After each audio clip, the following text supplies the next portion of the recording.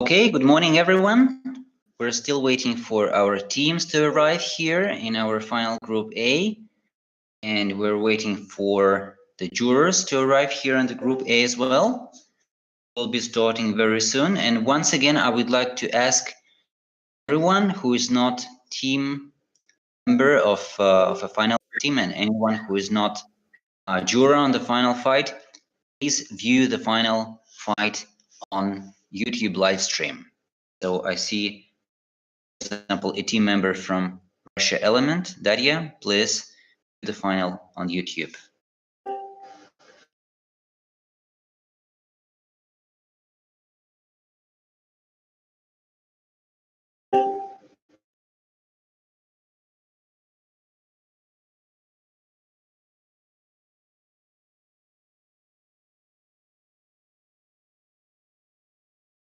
Let me check the presence of jury members.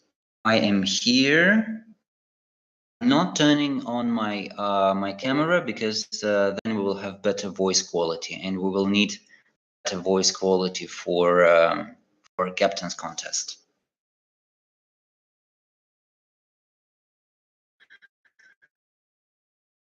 Then I see you. You're here. Yes, here. Semi is here. Kravtsov is here. Mari, you're here, and Ivan Guryanov here as well. I am. Okay, perfect. So all yes.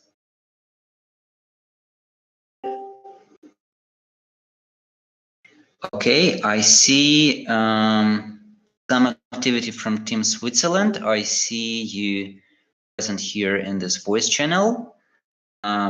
We have your team account and we have several members of your team. I see members and in particular the team captain from Team Croatia. And I see at least one team member from Georgia. So let me just check all teams that who must be here, that person is here. So Team Switzerland, please confirm you're here and available.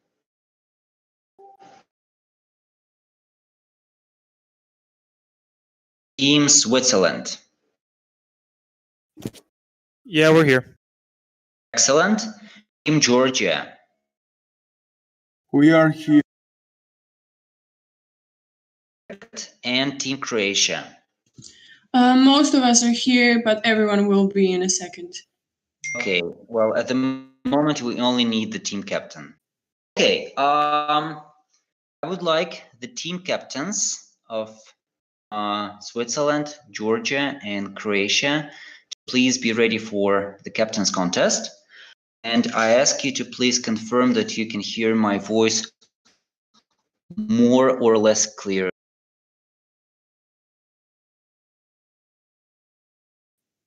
I cannot hear it very clearly. Oh, Hear you fine. So Team Switzerland, you can hear me fine. Team Croatia, you have some technical issues, and Team We can hear you fine. can hear you fine. Okay, Team Croatia, I suggest that you disconnect and then connect again. Okay, just wait a second. Okay. Yes, I see that in New Zealand, I'm cutting in and out a little bit for our juror in New Zealand. Okay. It is important that the team captains hear me more or less okay now. I reconnected and I hope it will be all right. Okay, perfect. Right. Many of you already have experience in sending direct messages to me in person. I will be your chair today. And I already see a message from team captain of Switzerland that yes, Switzerland will be writing their answers to the captain's contest here in a direct message. With Team Georgia and Team Croatia, you have already done this, so I hope you can do it now as well. So please confirm you can do it in direct messages to me.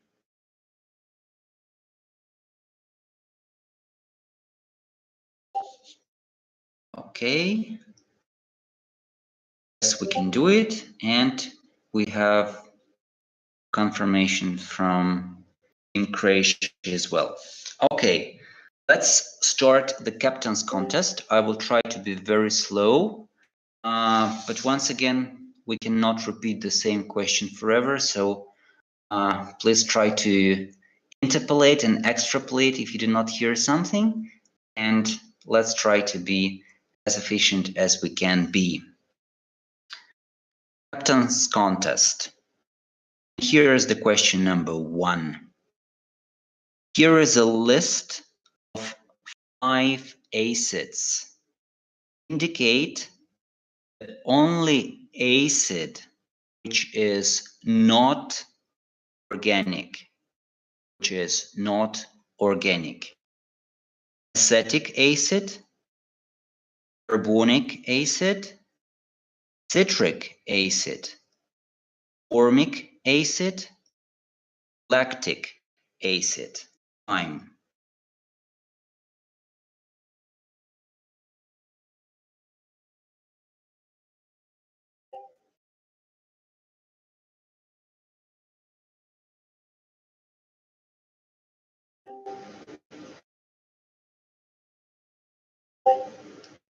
Okay, time is up.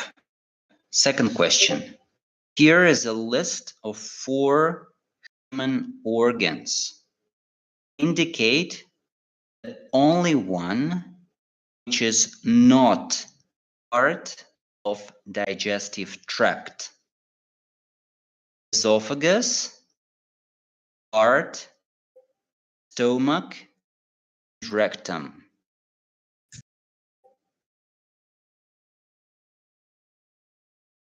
Can you repeat, please? Esophagus, heart, stomach, and rectum.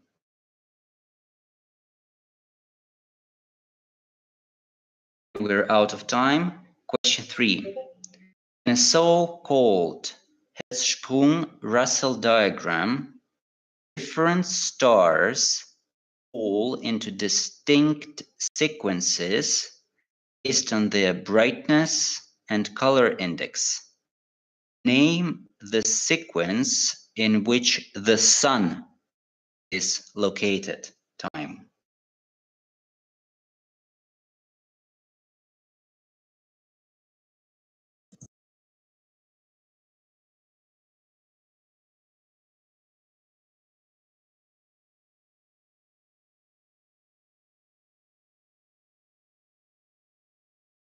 Question 4.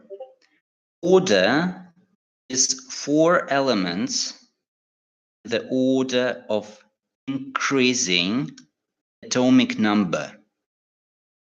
Helium, hydrogen, oxygen, nitrogen. Time. I didn't hear the first one.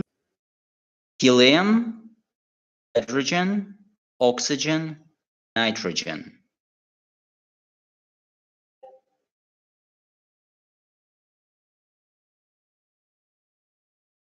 Time is up. Question 5. Order is 4 concentrated solutions. The order of increasing pH. Acetic acid, ammonia, sodium hydroxide, sulfuric acid. Time.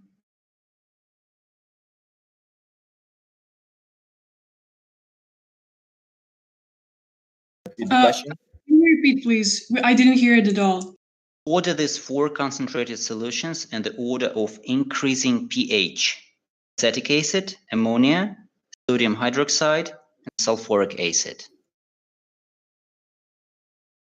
And we're out of time. Please stop editing your answers. Please stop editing your answers, all teams. Okay, and now let's have a look at the results. Okay, starting with Team Switzerland. I see that someone is typing. Please do not type anything. We're out of time. Okay. Yes. Good.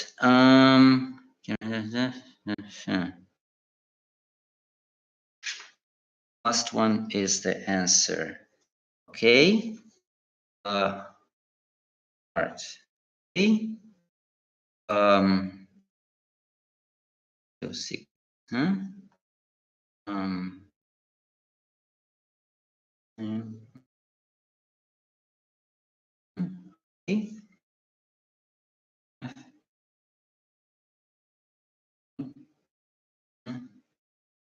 Okay. So I will first have the results written, and then I will comment on the results in more detail. Okay.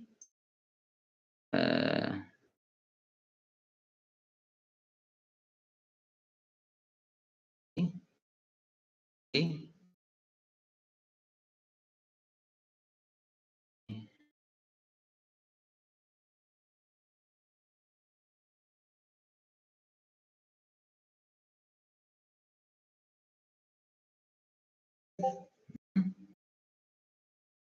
'Nitrogen, oxygen.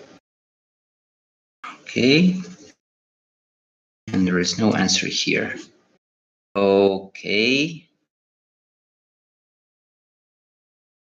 It's quite tricky to discover what are answers and what are comments, but doing it well. Hmm. Hmm. Hmm. Hmm. Hmm. Work beside other ammonia.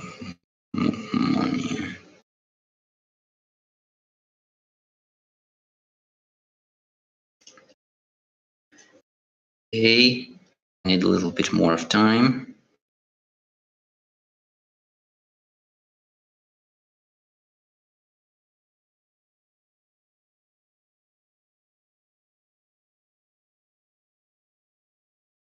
Okay, so I will now read the answers and I will comment on the results. Starting from Team Switzerland. So first question, the answer is, last one is the answer. Last acid is lactic acid. This is a wrong answer, so you have 0 points in question 1. Art, that's a correct answer. You have 1 point in this question. Heliosequence. Well, I have just checked. I'm not sure this is how it is called in Hertzsprung-Russell diagram. I think that astrophysicists would probably understand what you mean, but this is not a conventional name. So you have 0 point here. Hydrogen, helium, nitrogen, oxygen is the answer. Nitrogen and oxygen are in the wrong order, so you have 0 points here. Then finally, sulfuric, ammonia, acetic, and sodium OH. No, the order is wrong because obviously acetic acid is an acid and ammonia is basic. So you have 0 points in this last question, and your result so far is 1 point. Now results from Team Georgia. The first answer is ribonic acid. I'm not sure what ribonic acid is. I was hesitating because the correct answer is carbonic acid, but I was just trying to understand if ribonic acid can be understood as carbonic acid. I would say probably no. This is okay. So probably the answer is no. So it's not ribonic acid. Hard. Yes, you have 1 point here. For the diagram, for the star diagram, the answer is G2V. I even had to Google if anyone calls the main sequence in Hertzsprung-Russell diagram G2V. I could not find anything like that. In case any jurors can confirm that this is a conventional name in astrophysics, then we'll credit 1 point. But to the extent I can judge, this is not a conventional name. I see a message from Mladen, so perhaps Mladen is typing something about G2V. Okay, but Mladen is not commenting on G2V. Okay, so yes. Here, right here. Well, what was the question once again? Sorry, I was typing to you about your words being cut off when your voice activation gets delayed. When you read with pauses, sometimes the words are not heard very well from the beginning. That's the result. That's resulting in this rubonic, carbonic, or whatever being cut off. Right, Mladen. If you know astrophysics better than I do, can you say if anyone in the astrophysics community calls main sequence on Hertzsprung-Russell diagram calls it G2V?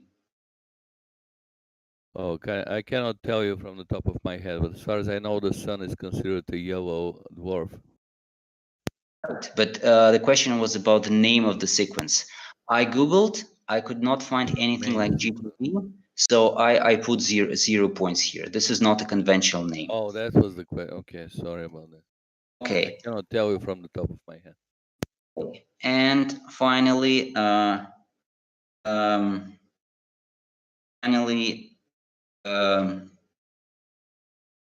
second. After G2V, the answer is hydrogen, helium, nitrogen, and oxygen. And for the last question, the answer is the second one. But the question was to order them in the right sequence. We didn't mean the answer to the last question. We just meant that in the Rabonic way, instead we meant the second one where you said. Okay, good. It is clear. And then if we look at the answers from Team Croatia, the first answer is nitric acid.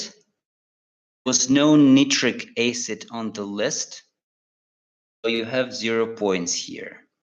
Once again, I'm sorry if that is linked to my voice problem, but there was no nitric acid on the list. Excuse me, how many points does Team Georgia have? I did not hear when you said that. Team Georgia has 2 points so far. This is their result, 2 points. Okay, thank you. Yes, and now we're back to Team Croatia. For the first question, you have 0 points. For the second question, you have 1 point. Hard. Main sequence, yes, this is the conventional and right answer. This is what we expected. You have 1 point for main sequence. Hydrogen, helium, helium, nitrogen, and oxygen. You have 1 point here as well. And sulfuric, then hydroxide, then other ammonia. Well, this is not complete. You're missing the acetic acid, and you're missing. So your answer is not complete in the question number 3.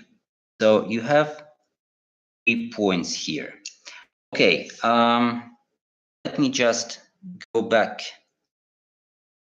Indeed. Okay. Let me just go back to the question from all 3 teams. And since there is quite some confusion in the answers, they're looking a little bit messy, and also you cannot hear me well. Let me copy the answers to the text channel for our fight, and let me ask all jurors to cross-check the answers. Then we have a correct assessment of all results from all teams. Is that okay for everyone? Yep, Yes, it is fine. Okay, so I'm copying the results from Team Switzerland.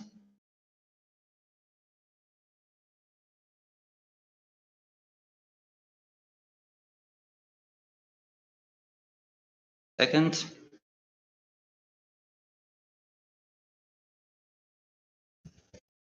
Excellent. Answers.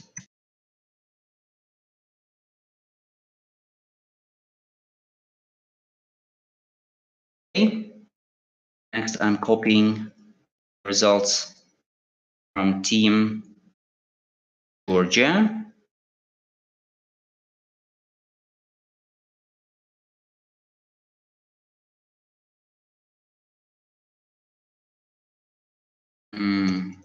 Georgia answers.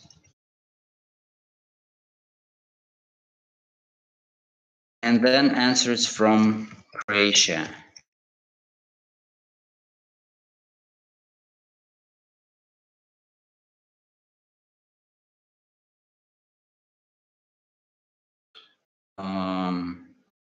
A second, here it is.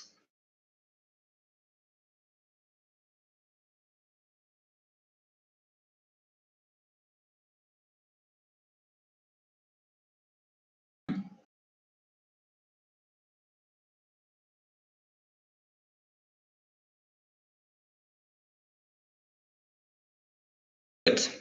So let's look once again, and all jurors please cross-check this very confusing messages from the teams. So last one is the answer was the question about the acids. The last one was lactic. Wrong answer, 0 points. Art. Yes, 1 point. Heliosequence. 0 points. Hydrogen, helium, nitrogen, oxygen. 1 point. And sulfuric, ammonia, acetic, and sodium OH, 0 points. And I see a comment from Team Switzerland about you're pretty sure that it was nitrogen and oxygen. And you are right in that regard. You're right in that regard. So let me then look at the results for Georgia. So ribonic acid, I put 0 points here. So couldn't hear. I cannot identify ribonic acid. Question because so some lags here. So Yes, I understand. But at least you're typing the answer. And I cannot take ribonic acid as a correct answer. Furthermore, I hope other jurors agree with me on that.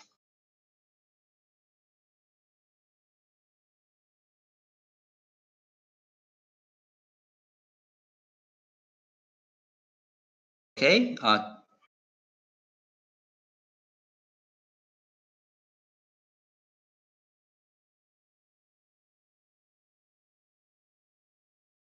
Okay. Oh, it's your call, Ilya, but I already mentioned that your voice is being switched on when you speak with pauses in such a way that the beginnings of the words are cut off. And even I believe that some of the jurors didn't get the questions right, even though okay.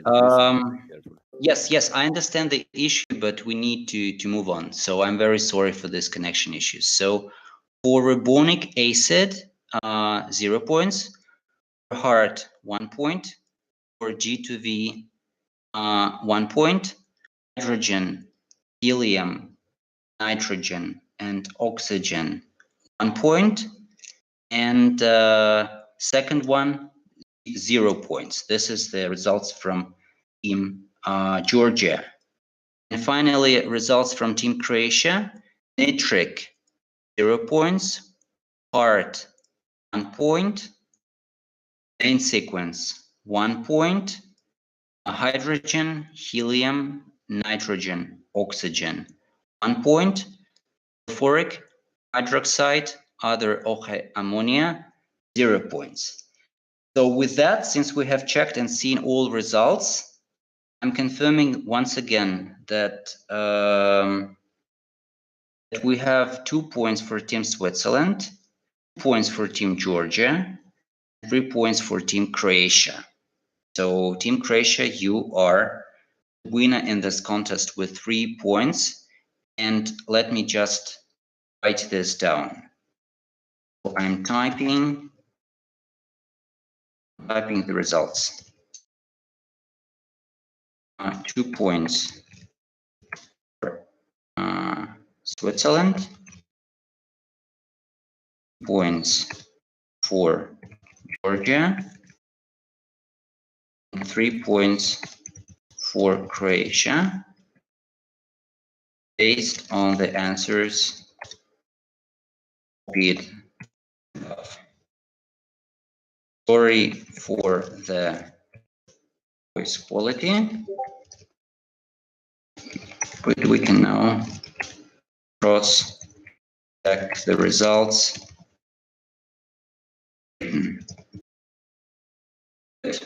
I congratulate the team captain of Croatia for being the winner in this captain's contest.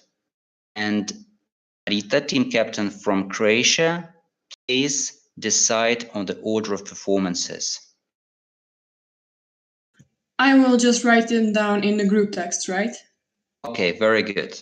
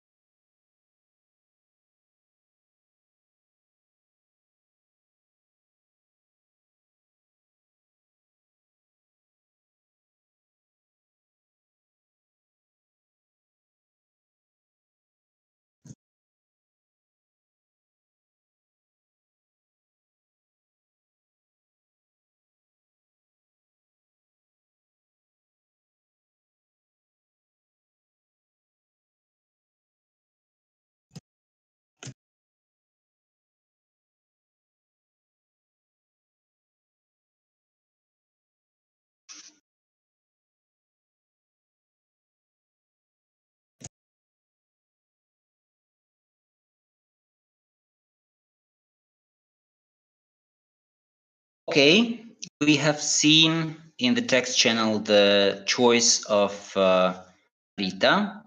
The first reporter is Georgia. The second reporter is Croatia.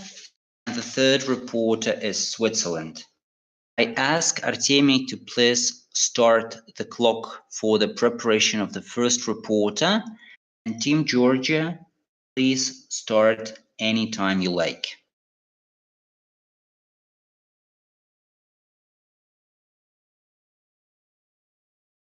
So in this first stage, stage 1, reporter is Georgia, opponent is Croatia, and reviewer is Switzerland.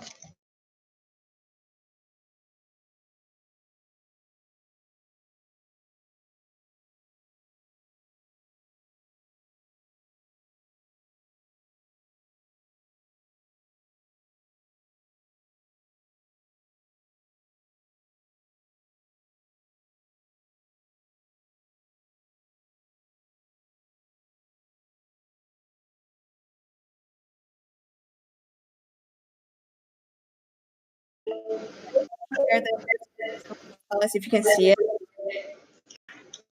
Can the opponent confirm, please?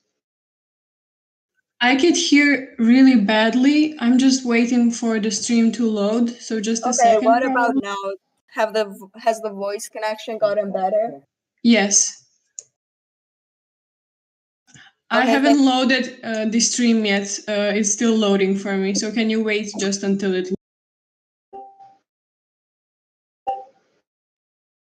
We can restart the presentation if that doesn't work. I'll just wait before it loads, and then you can start, please, because it's still loading for me, so I can't even see it at all. Okay. Okay.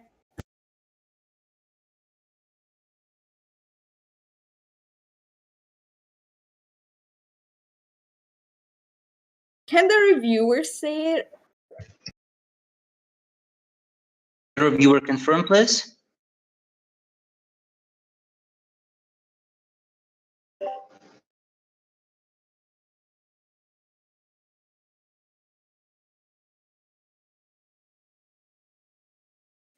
I still cannot see it, sorry.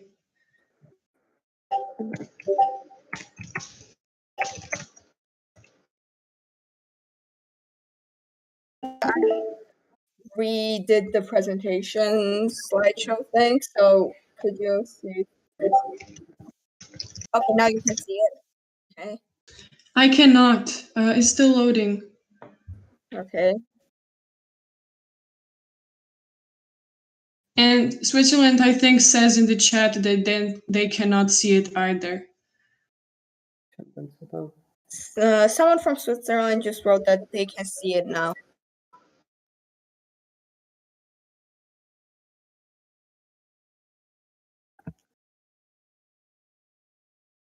I really cannot. I'm Okay. sorry. Fine, I'm gonna redo it again.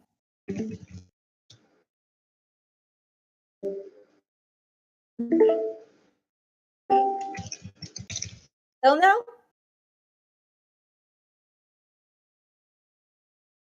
If you want, we can send the screenshots of the presentation in the group chat if that makes it easier for you.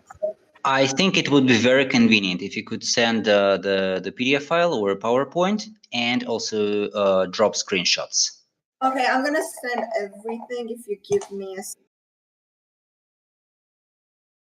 And let's hope that before I do the presentation, we'll be able to load in for everyone, because I can see that people are texting that they can already see it. Okay. I still cannot. I'm really sorry, and my team can't see it either. We can wait.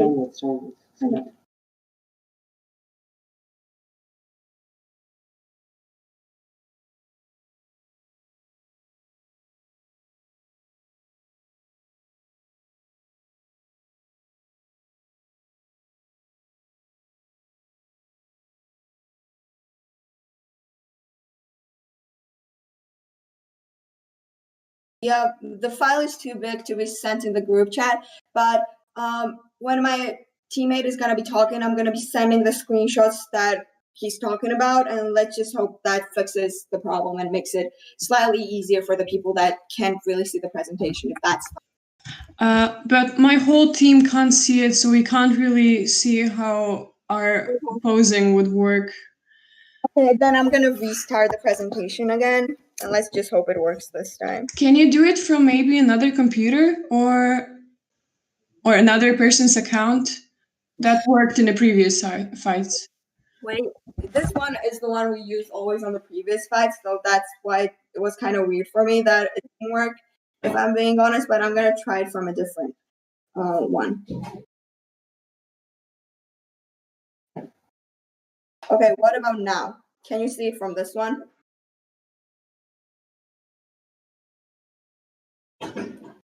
Hello? It's loading. Probably a second.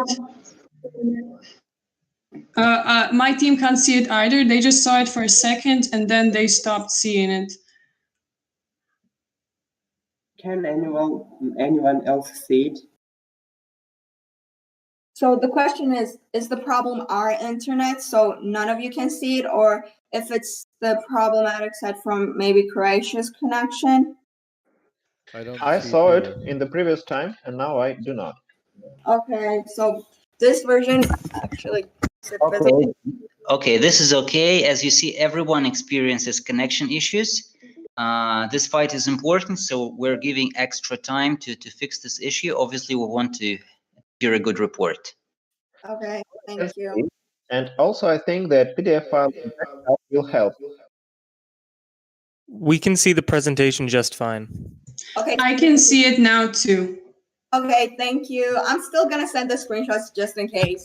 Okay, but then you can start, and obviously you can drop additional materials anytime you like. Okay, thank you. Can I begin? Yes, please. We're out of time. Okay. Hello, my name is Andriy Dartsmelia. I'm from Team Georgia, and I will present you IYNT problem number 12, onion cells. Task was to investigate the effects of various cells on the structure of onion cells. Investigation key points were to investigate the effects of different solutions of different salts on onion cells, and to investigate the effects of different concentration of different salt solutions on onion cells. And also you can see my presentation plan, theoretical and experimental sides. First of all, I want to say that there's two kinds of environments that can be created for plant cells. Those are hypotonic, isotonic, and hypertonic. And normally, most optimal environment for plant cells are isotonic, hypotonic. But what happens if we place them in isotonic or hypertonic solutions? I can assure you that plant will lose the water, so there will occur plasmolysis. And actually, by placing onion cells in salt solutions, we are changing environment for them. And this environmental change can be calculated theoretically using water potential formula. This formula depends on solid potential, which in our case depends on ionization constant for this solid. So I theoretically predicted which salt solution will cause plasmolysis in more onion cells than others. And there you can see my results. The first one was sodium chloride, then was sodium nitrate, after this potassium nitrate, then ammonium nitrate, and the last one was potassium dihydrogen phosphate. So you can see my experimental setup. Firstly, I prepared my salt solutions using a scale, salt, and distilled water. I prepared 6 different concentrations from 1 to 6 for all of my 5 salts. And then we can get to the methodology of experiment. Actually, first of all, using tweezers and a scalpel, I pulled off a layer of onion of thickness of 1 cell. Then place a small piece in watch glass. After this, using a pipette, I removed 5 centimeter cube of sodium chloride of concentration of 1% and place this in the watch glass. I left the onion in solution for 15 minutes. And then took the onion out of solution using tweezers and placed on a microscope slide, labeling which solution was used. Also, using a pointing needle, I lowered the cover slip onto the slide, and using a microscope count, I counted 25 cells at random, recording how many of which are plasmolyzed. I repeated this process for all concentrations of all of my salts. And there you can see my experimental graphs for red onions.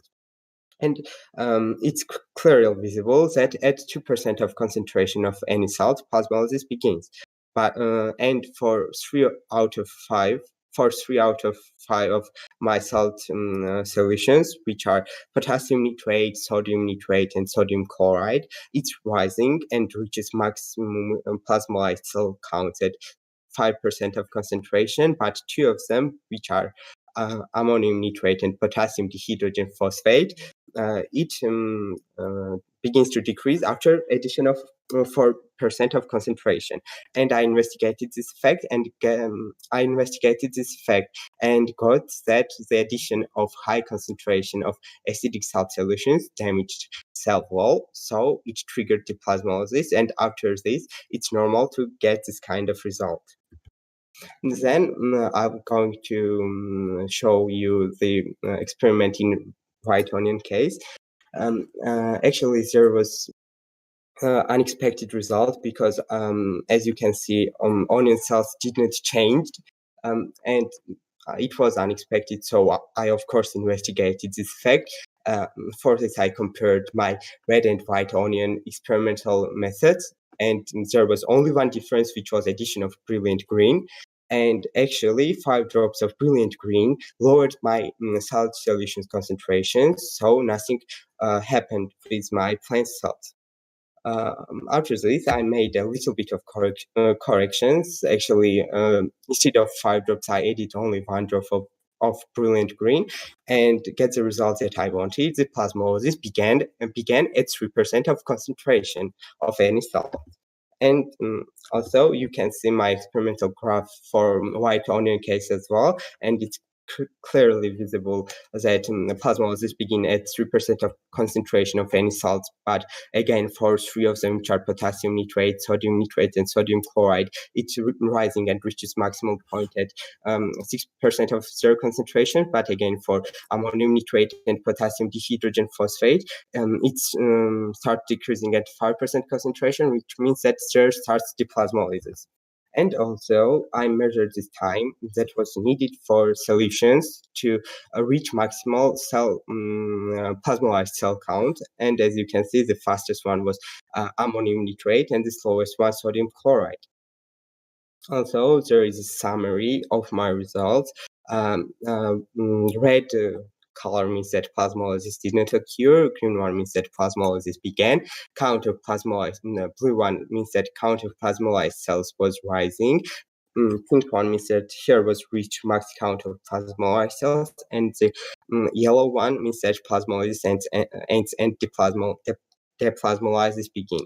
This was for red onion, and also you can see results for white onion as well. And let's get to the summary. First of all, I want to say that for 2 to 3% and higher salt solutions cause plasmolysis in onion cells. Max count of plasmolyzed cells was reached for 5 to 6% concentration salt solutions, which is nearly 85 to 96 of total amount of cells. Also, max count of plasmolyzed cells was reached for sodium chloride, 96% of total amount of cells. I also found the duration of plasmolysis for different salt solutions, and in potassium dihydrogen phosphate, maximum count of cells was reached faster than in others, although I found that in white onion case, addition of brilliant green made me increase salt solution concentrations by 1% to reach the same result as in red onion case, and also that without addition of brilliant green, it is impossible to count plasmolyzed cells, because as you know, white onion didn't have a natural color. So it's under microscope, you can see what happens with cells. And the last one is that from 3 to 4 and higher concentration of acidic salt solutions damage cell membrane, which causes deplasmolysis. And of course, I had the main result of my investigation, which is that no matter which kind of salt solution you bring for reaction, if its concentration is 2 to 3% or higher, the effect on onion cells will be the same. For sure, there will occur plasmolysis. Thank you for your attention and understanding and patience. Okay, we thank you for your patience as well, and we thank you for your report. We now move on to clarifying questions from the opponent, please. Okay, so firstly, thank you for your presentation. First, I'd like to ask, what is the difference between the violet cell experiment and then the blue one? I did not catch that. Yes, I can tell you. In red onion case, actually, I have a natural color, as you know. Okay, and the other one was colored, right? Yes, and I investigated what happens if I add some. Okay, thank you. I get that.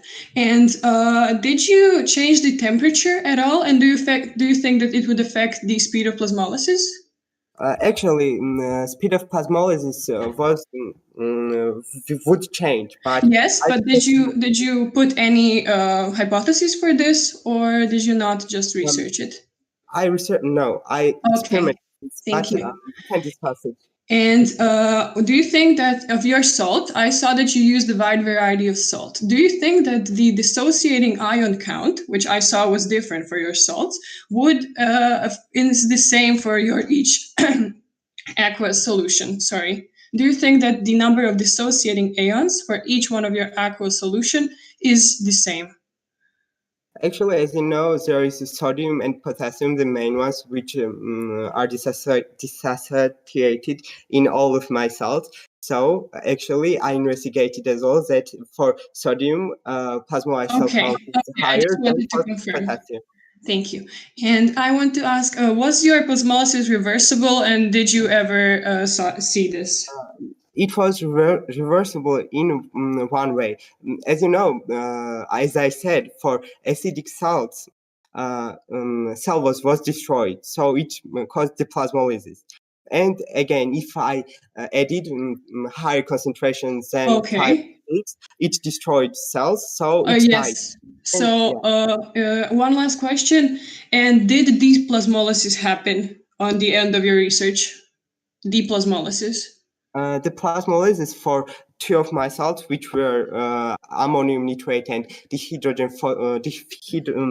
dihydrogen phosphate, it happened after 4% of zero concentration, yes, but for others, after 6 or this 7. is not the question that I'm asking. Sorry. So, did the cells deplasmolysize in the duration of your experiment?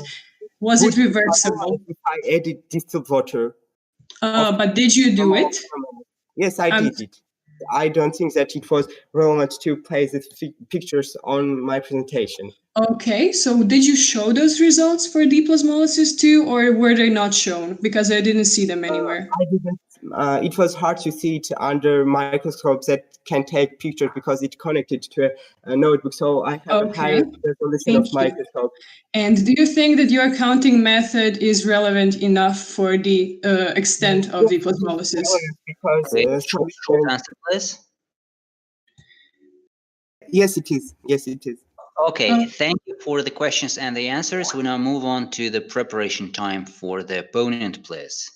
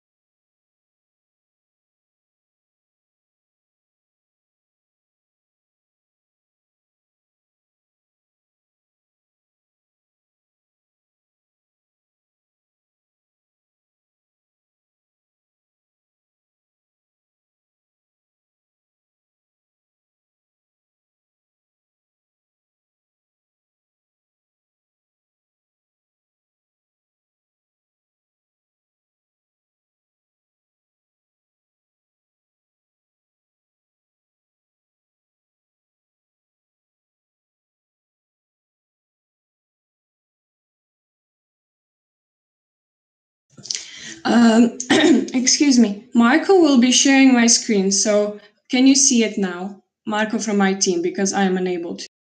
Okay, can the reporter confirm, please?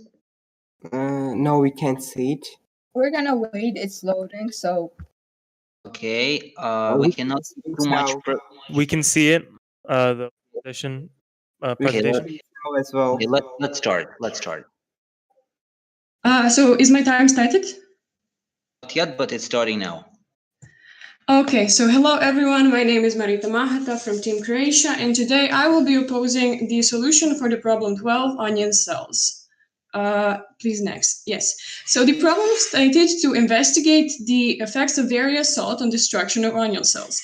In my opinion, the important parts of this experiment is definitely changing salts and quantitative structure analysis. So for the changing salts, they had, in my opinion, a well enough based range of salt, but for the quantitative structure analysis, I think that it could have been done better. So in my opinion, the problem was solved partially, planned out well, a mediocrely approached. The experiment was well controlled, but in my opinion, lacked some important information. And the results were, in my opinion, well conducted, but not that very well explained.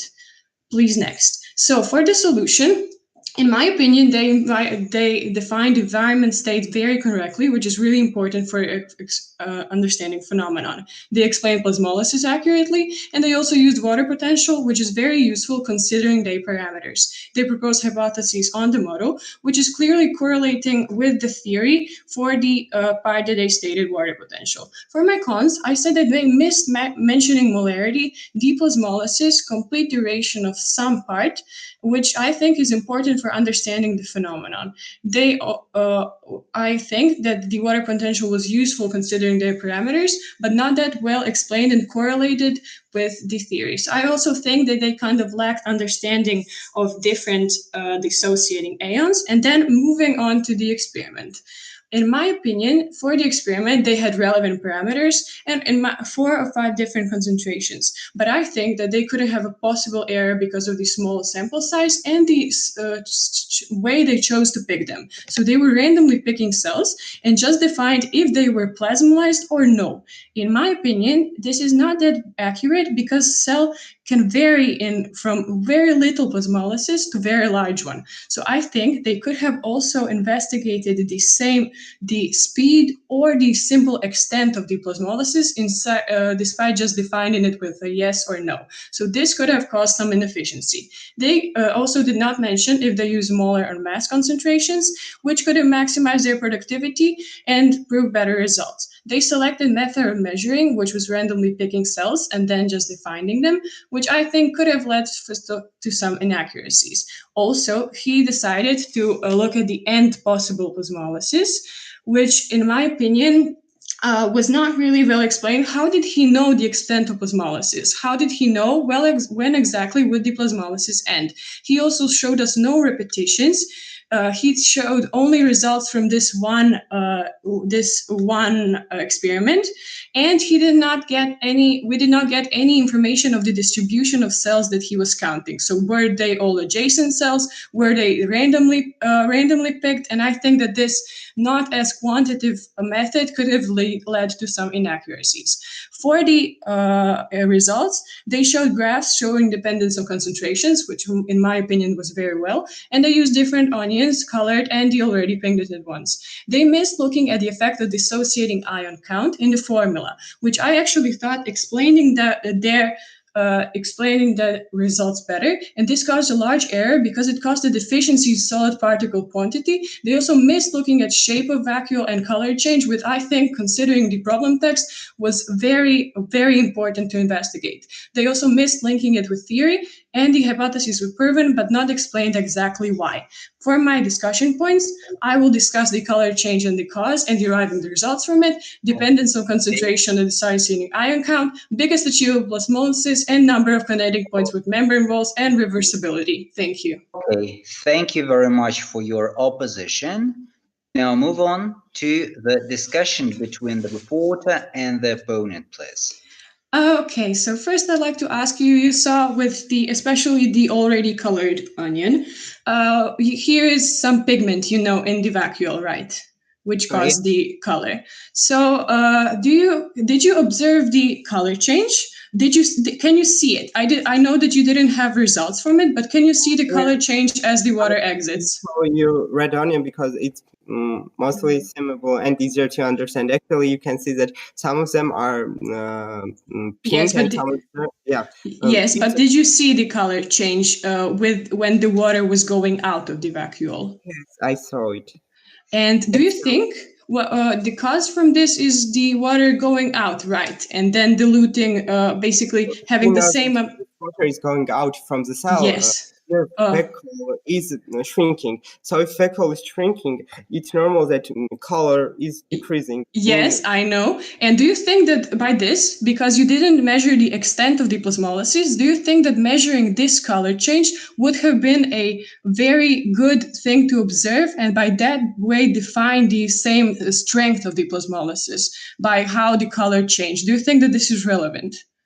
Actually, in my case, I was measuring plasmolysis when it was mostly simple, and you can see that. Yes, but you weren't really measuring it. You were only defining it was if it happened or if it not happened with a specific cell. So do you think that there is this way, for example, or any other way to really measure the extent of it? Because distribution of my particles, dissolved particles, were the same for all of the cells. So yes. But you know that plasmolysis happens not really that instantly. So the water exits. I know that there's time needed for water to exist, but I. Okay, thank you. I think we can move on because this is not really getting us anywhere. So you showed the different salts which had different associating ion count. And do you think that this affected your research? Because, for example, some salts. You earlier said I had two main parts, which were potassium and sodium. So I caught that. I investigated that addition of sodium. Yes, okay, I get that. But then, how could you say that they were equally? How could you say that they were equally concentrated when they were really clearly visible that there were more ions in some of them? Actually, you said that they were equally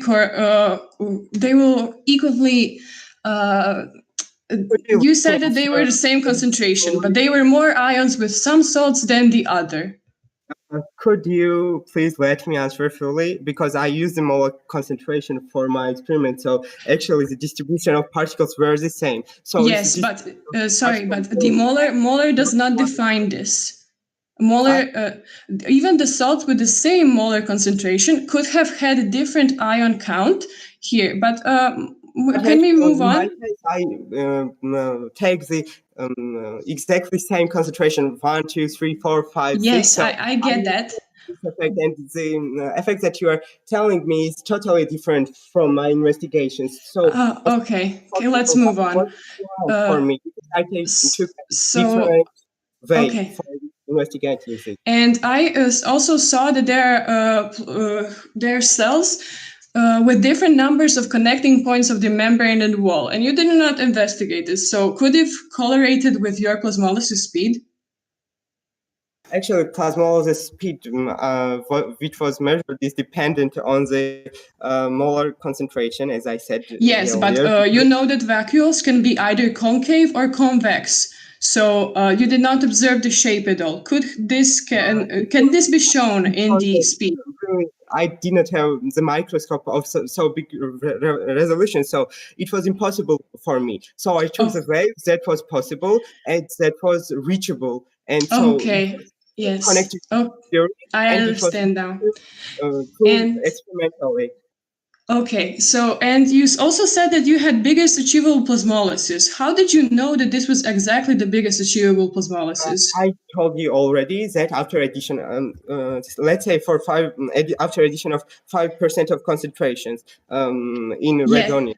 After addition, after addition of 6% of concentrations of any salts, my cells were dying. So. Yes, but how did you, if you did not measure plasmolysis quantitatively, how did you know that exactly that point was the biggest achievable plasmolysis if you did not measure it quantitatively at all? Okay, short answer, please. 24 from 25 cells were plasmolyzed, and after addition, there began the plasmolysis. So, if there occurs the plasmolysis, it means that the answer is clear. And we're out of time. I would like to thank the reporter and the opponent for the discussion, and we move on to the questions from the reviewer, please. Okay, firstly, thank you to both the reporter and the opponent. My first question is for the opponent. You mentioned that there are many experimental inaccuracies in this procedure undertaken. What would you suggest in Yes. order to reduce these inaccuracies by So counting I the would, cells? for example, he was testing salts with different numbers of dissociating ion count. And in my opinion, he could have only compared the salts with, for example, ion count of 2. Okay, and thank then you. salts That with is ion good enough. count of Thank you. 3. For the reporter, can you explain to me why exactly the onion cell plasmalizes in a hypertonic solution? In hypertonic, because actually you know that the concentration of water out of the cell is higher than itself. So salt concentration in cell is higher than in outside, so it loses water. Okay, thank you. And the percentages you measured, are those by mass or volume? Can you repeat the question? The percentages you showed us in your presentation, are those by mass or volume? Of the solution, the percentage of the solution. It is by mass. And how do you determine if a cell is completely plasmalized? I said already that the maximal point for me was 24 plasmalized cells out of 25. No, sorry, that is not the question. The question is, how do you determine that the cell is plasmalized? One cell, specifically. Plasmolysis. How I see? I didn't see your question. Okay, thank you. And for the opponent, final question. What will changing the salts, changing the number of ions dissociated, affect? So if the salts with same concentration have different counts of those dissociating ions, this means that there is directly more particles in them, so they are actually more concentrated with individual ions. This basically provides thank you. Thank you very much. Okay, the answer is clear. Thank you. And we move on to the preparation time for the reviewer, please.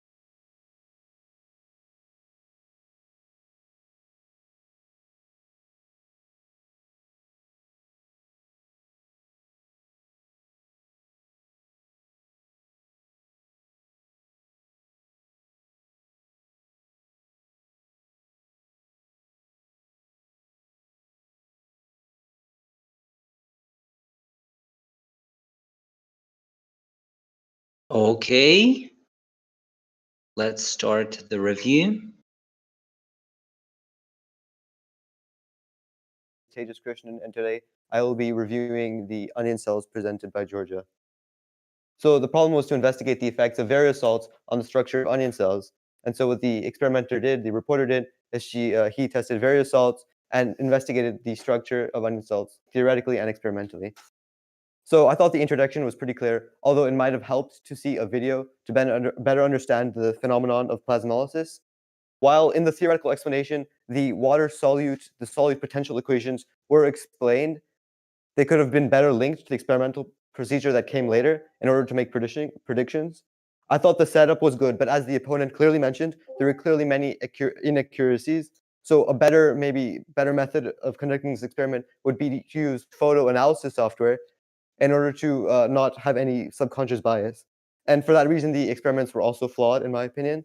The data collection and analysis, this method of determining whether a cell is fully plasmolized subjectively is not very good. Therefore, it might be better to look at colors specifically. And as a result of all of this, the conclusions drawn were not as strong as they could have been. They were missing a theoretical link. Now, specifically talking about the reporter, he used percentages to represent the amount of salt in his solutions. And that is not a good measure. The measure of concentration is, in fact, molarity. And the reason people use molarity is that if you have a constant molarity, you have the same number of particles in each solution. However, if you have the same number of percentage, that does not mean percentage by mass, that does not mean you have the same number of particles. So in fact, you're changing another variable that could affect the results. While he did explain plant cells and the water potential equation, he did not use the water potential equations to make any relevant predictions. His plasmolized cell experiment, his graphs were a little bit unclear, so was the collection method. He did use different onions, but he didn't explain the differences between these different onions. He explained plasmolysis and the impact of higher concentrations. For the statement of the opponent, she did definitely critique the relevance of the measurement, which was definitely a problem, and the quantitatively structural analysis. While I do believe the reporter's structural analysis qualitatively was good, quantitatively it could use some work. She mentioned that he mentioned water potential, but she didn't actually critique that and the proposed hypothesis. She mentioned the lack of theoretical correlation. Now, discussion topics, yes, the cause of color change and different dissociating ion count. And the opponent did cut him off at times, which made the discussion hard to follow.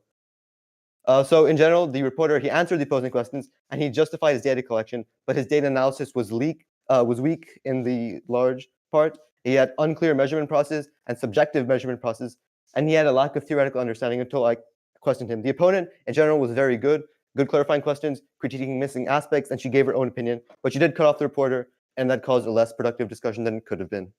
Thank you. Thank you very much for the review. We now move on to the concluding remarks from the opponent, please. Okay, so first I'd like to thank both the reporter and the reviewer for the review and the presentation. In my opinion, the overall research was well planned, but not that well executed. There was clear misuse of some measuring and not clear understanding of the phenomenon. They could have occurred some inaccuracies that were well noticed by the reviewer later. Also, review also said that the subjecting count of the onion cells was inaccurate, which I completely agree with.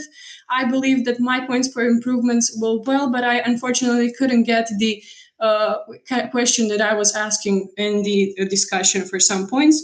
Overall, I greatly enjoyed this discussion and think the experiment could be improved, but is well planned, and the reviewer was constructive and provided us with a great review. Thank you.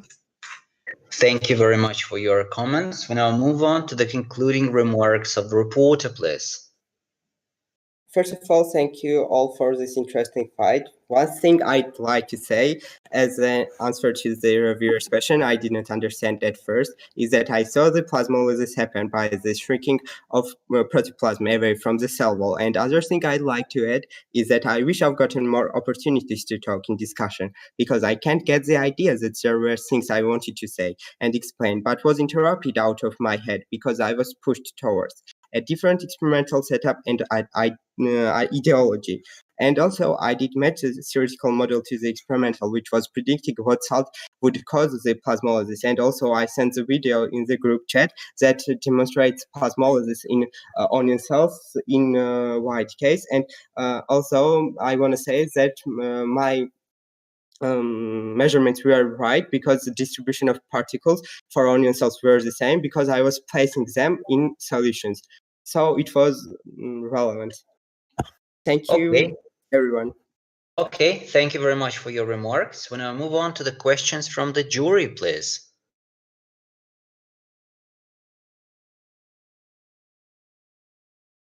Questions? Well, I've got a question to a reporter. May I ask it? Mm-hmm. Reporter, please respond. Yes. Sure. And I've got several questions, and the first of them is: have you found any effects on cells except for plasmolysis? How salts affect on cells? Yes. Actually, there are possibilities that there are some membrane-bound proteins that will react on calcium or natrium particles. So it would be a different transport mechanism, but it was nearly impossible to investigate. So I didn't place it. I had a theory, but it was nearly impossible to prove experimentally. Okay, I see. And the next question is on the third slide, you had a picture describing plasmolysis process, and the cell's membrane was curved, but I see no curved membranes on your pictures. Why is that so? It was stretched for me. Actually, when I edited them, actually the things that happens here is that just protoplasm shrinks away from the cell wall. But yeah, when I was pasting them, it was the original view. So you just painted all the damaged I cells. didn't. Can you hear me now? Yes, I do. And I heard you before.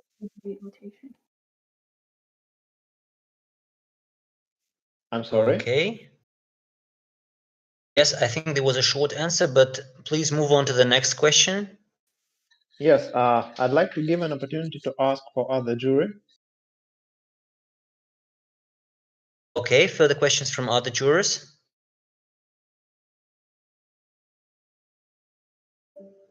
Okay, I have a question for the reporter. The data that you showed us, was that an average of repeated trials, or was it just one trial for each?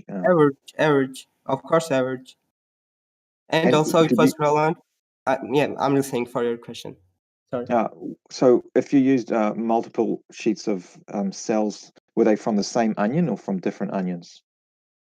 It was actually from one onion. Okay. Okay, further questions, please?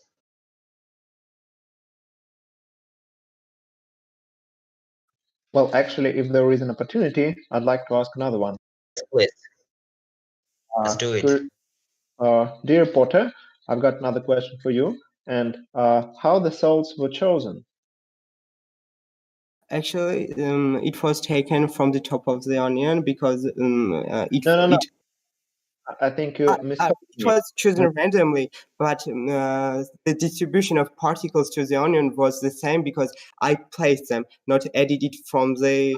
I'm sorry, maybe the problem in my English. I mean, how the salts, not the cells, the salt were chosen.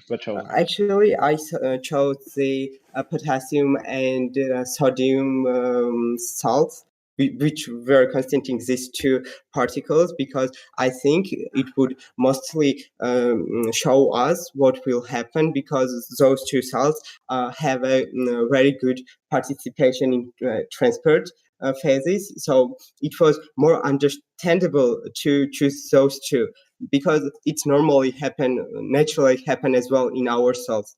Most likely it happening now as well. Okay, further questions, please?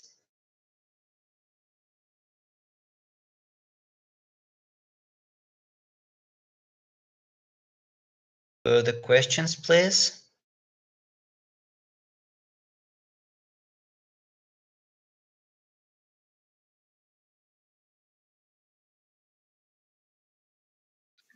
Well, maybe another question for an opponent. Yeah, but a short one. Oh, then I'd rather not ask. Okay. Well, I think we have missed the opportunity for one final question, because now we're out of time. So I would like to ask all teams for the answers and all jury members for the questions. Thank you very much indeed. And we move on to the next phase, grading. And as always, I ask the jurors to please decide on your grades.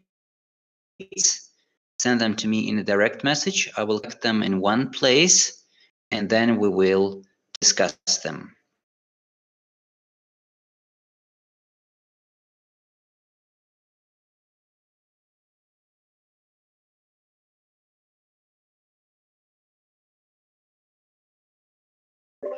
And in the meantime, I ask Team Switzerland to please type the name of the reviewer.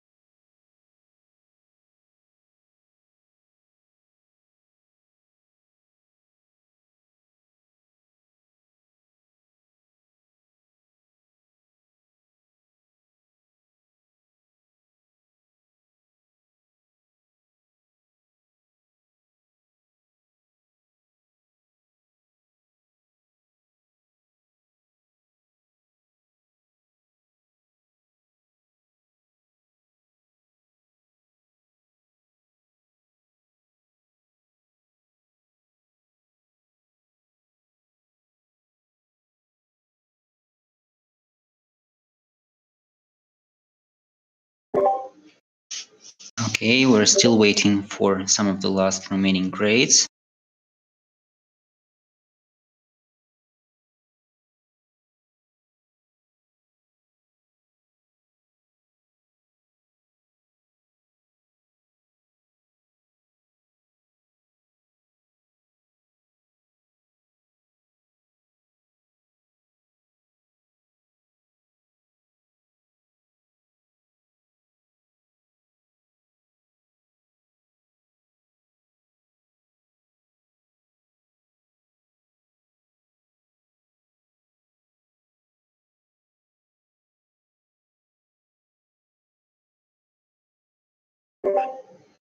Okay, apparently all jurors are ready now.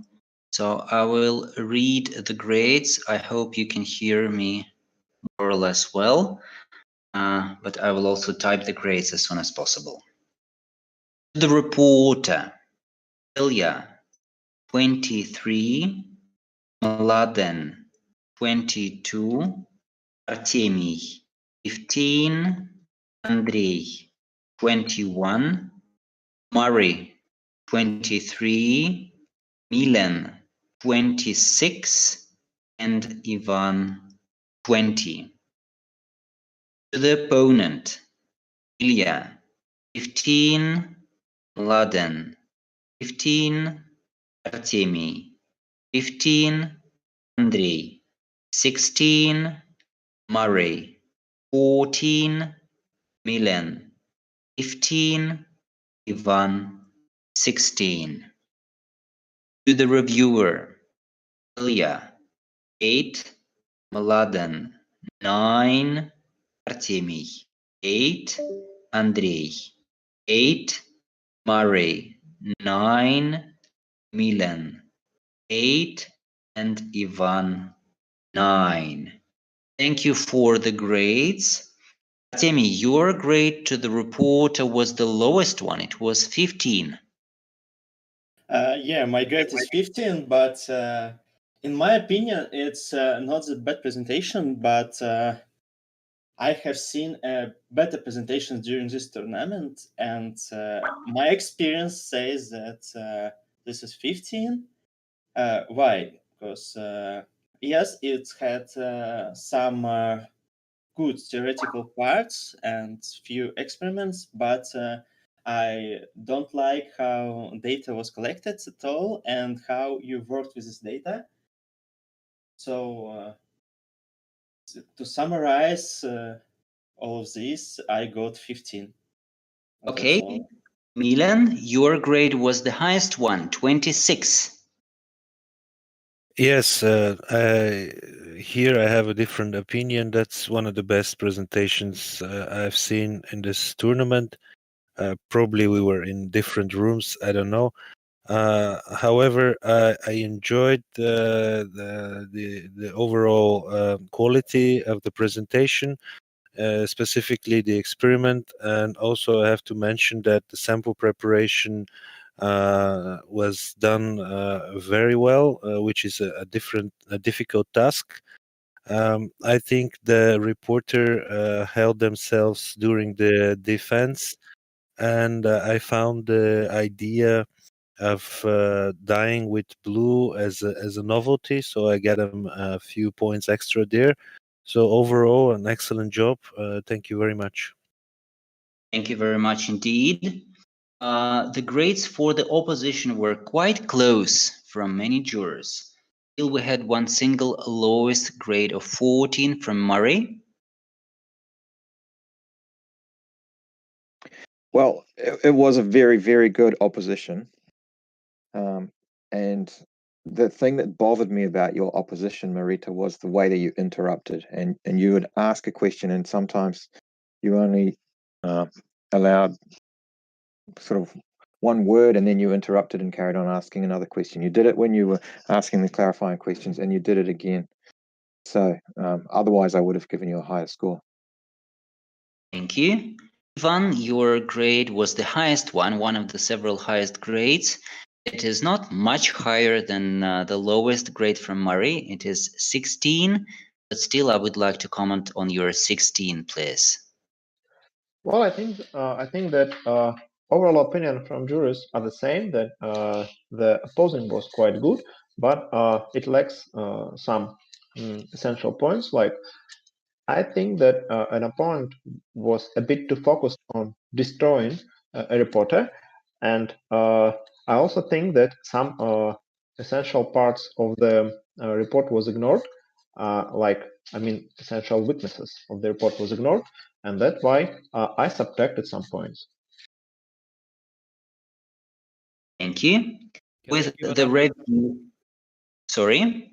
That was from me too. I gave a 15, and I agree with the remark from Marie and from the speaker. My partial scores were 2.5, 1.5, and 1 for gamma. And this I reduced by half points beta and gamma for the same reasons. I mean, this is not a good practice to hold a discussion when you bombard the reporter with questions and then not wait for their answers, and eventually it turned out that in some of the cases you misunderstood what they say. Okay, that's it. Thank I you, gave Mladen. 15, but it would have been at least a point higher. Okay, thank you, Mladen, for this important and encouraging remark. If we look at the grades for the review, all grades are very similar. They're all in grades of 8 and of 9. So basically, I would like to ask any of the jurors to comment on your high grades. I see that most jurors or all jurors have agreed that the review was quite good, and still it would be good to hear some comments. Would anyone volunteer, please, to comment? Mari, can you comment on your 9, please? Sure. I felt that when from the beginning the reviewer did a very good job with the clarifying questions. He used his time very well. So he asked questions of both the opponent and the reporter, and they were very relevant questions. And when he had a little bit of time, he came back to the opponent and asked a little bit deeper. So that was very well done. And of course, in his statement, he covered not just the big picture, but also the little details. He covered the reporter's statement, he covered the opponent's statement, he covered the discussion. Yeah, very good job. Okay, we are out of time for the comments from the jury. I would like to thank all teams for their performances in this stage 1, and I would like to thank all jurors as well. Congratulations on your results in stage 1. We will now have a short break of 10 minutes. Please be back on time, and then we move on to stage 2. Thank you very much.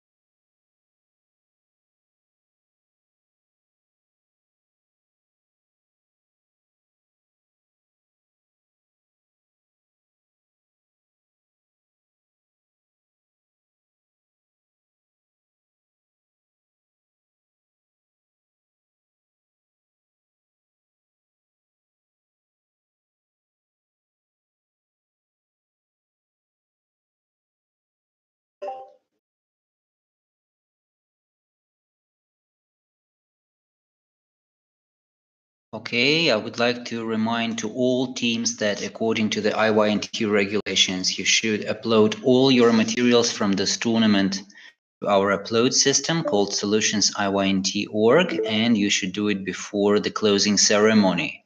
So please do not forget to do it. This is very important. Okay, let's move on. Welcome to stage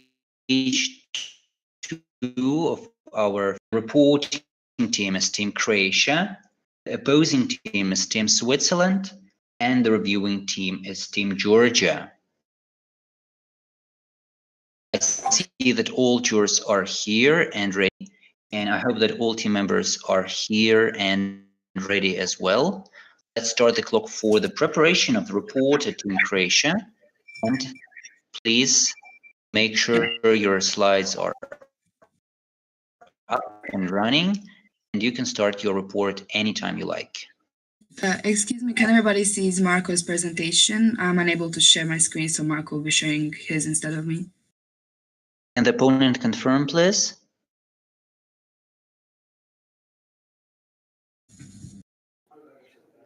Yeah, we can see the presentation. Okay, great. Then I'll start. Hello, everyone. Đurđica Kovačić, I'm Team Croatia, and today I'll be presenting problem number 14, invent yourself chemical oscillators. The problem states, example of an oscillating chemical reaction is the manganese-catalyzed bromate malonic acid reaction, which results in periodic color changes. Investigate how temperature and turbulence affect the velocity of the chemical reaction, number of oscillations, and color. I investigated this by using 3 different temperatures and the effect of the presence. And how does it affect the oscillation period, total oscillation time, and color intensity? This is a demonstration of the chosen chemical oscillator. And as you can see, the reaction oscillates between red and colorless, repeating itself. So first I'll talk about theory, then I'll talk about the experiment itself, and lastly I'll talk about results.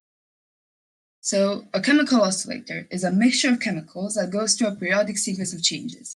It is often a change of color, but it can also be a change of. At the beginning, the reaction is as far from chemical equilibrium as it can be, and because of that, while it is trying to reach chemical equilibrium, it oscillates. In this experiment, next Marco please, a period is the time the oscillator needs to go from being red to being red again. When talking about chemical oscillators, dampening oscillations. That means that the energy is not restored. Energy decreases as the reaction reaches equilibrium, and when the reaction reaches equilibrium, it stops oscillating. To understand the effect of temperature on chemical reactions, we need to look at the Boltzmann's formula, which says that the kinetical energy is proportional to temperature. That means that as the temperature increases, the time period decreases. Speed of the chemical reaction depends on various parameters, for example, temperature and concentration. As when talking about chemical equilibrium, it is important to understand that at chemical equilibrium, the amount of products and reactants does not change. When talking about the manganese-catalyzed bromate malonic acid reaction, let's call this the initial reaction. So in this reaction, bromine is created so that it can react with bromate in the first reaction, and in the second reaction, manganese 2 plus ions are oxidized into manganese 3 plus ions, which are then used to catalyze the third reaction, in which bromine and manganese 2 plus ions are regenerated, and then the cycle is repeated. The red color either comes from bromine or from manganese 3 plus ions, which are known to be red in color. The chemicals that I used are 750 milliliters of distilled water, 75 milliliters of concentrated sulfuric acid, 9 grams of propane 1,3-dioic, also known as malonic acid, 8 grams of potassium bromate, and 1.8 grams of manganese 2 sulfate monohydrate, which is a catalyzer. As for the materials, I used a 1 liter beaker, a magnetic stirrer with heating, and ice for cooling. The first step is to dilute the sulfuric acid by mixing 750 milliliters of distilled water and 75 milliliters of concentrated sulfuric acid. Then I place the beaker of sulfuric acid on a magnetic stirrer.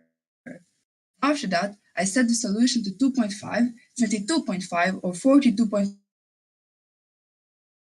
and then I added malonic acid and potassium bromate. After that, I either just added the manganese 2 sulfate monohydrate that I added last because it is a catalyzer, and after I added the catalyzer, the reaction starts. Or I turned off the stirrer and then added the manganese 2 sulfide monohydrate and did not turn the stirrer back on. So in 4A, the solution was being homogenized all throughout the reaction, and in 4B, it was not. I looked at how those parameters affect the change in the oscillation period during the reaction, the total number of oscillations before the reaction stopped oscillating, and the total oscillating time, that is the time from the beginning of oscillations until it stops oscillating. Based on literature, my hypotheses are that the time period will decrease with increase in temperature. As the temperature increases, more oscillations will occur. As the temperature increases, the reaction will reach equilibrium faster. Color intensity will decrease as the reaction reaches equilibrium, and with no turbulence, the reaction will proceed at a localized fashion. For the results, this graph shows the oscillation period for temperature in total oscillation time. The red line shows that for 42.5 degrees Celsius, the longest oscillation period lasted 50 seconds, and the blue line shows that for 22.5 degrees Celsius, the longest period lasted 104 seconds, which makes the first hypothesis that the time period oscillations will decrease with increase in temperature true. After these points, the reaction stopped oscillating. At the temperature of 22.5 degrees Celsius, the number of oscillations was 45, and at the temperature of 42.5 degrees Celsius, it oscillated 60 times.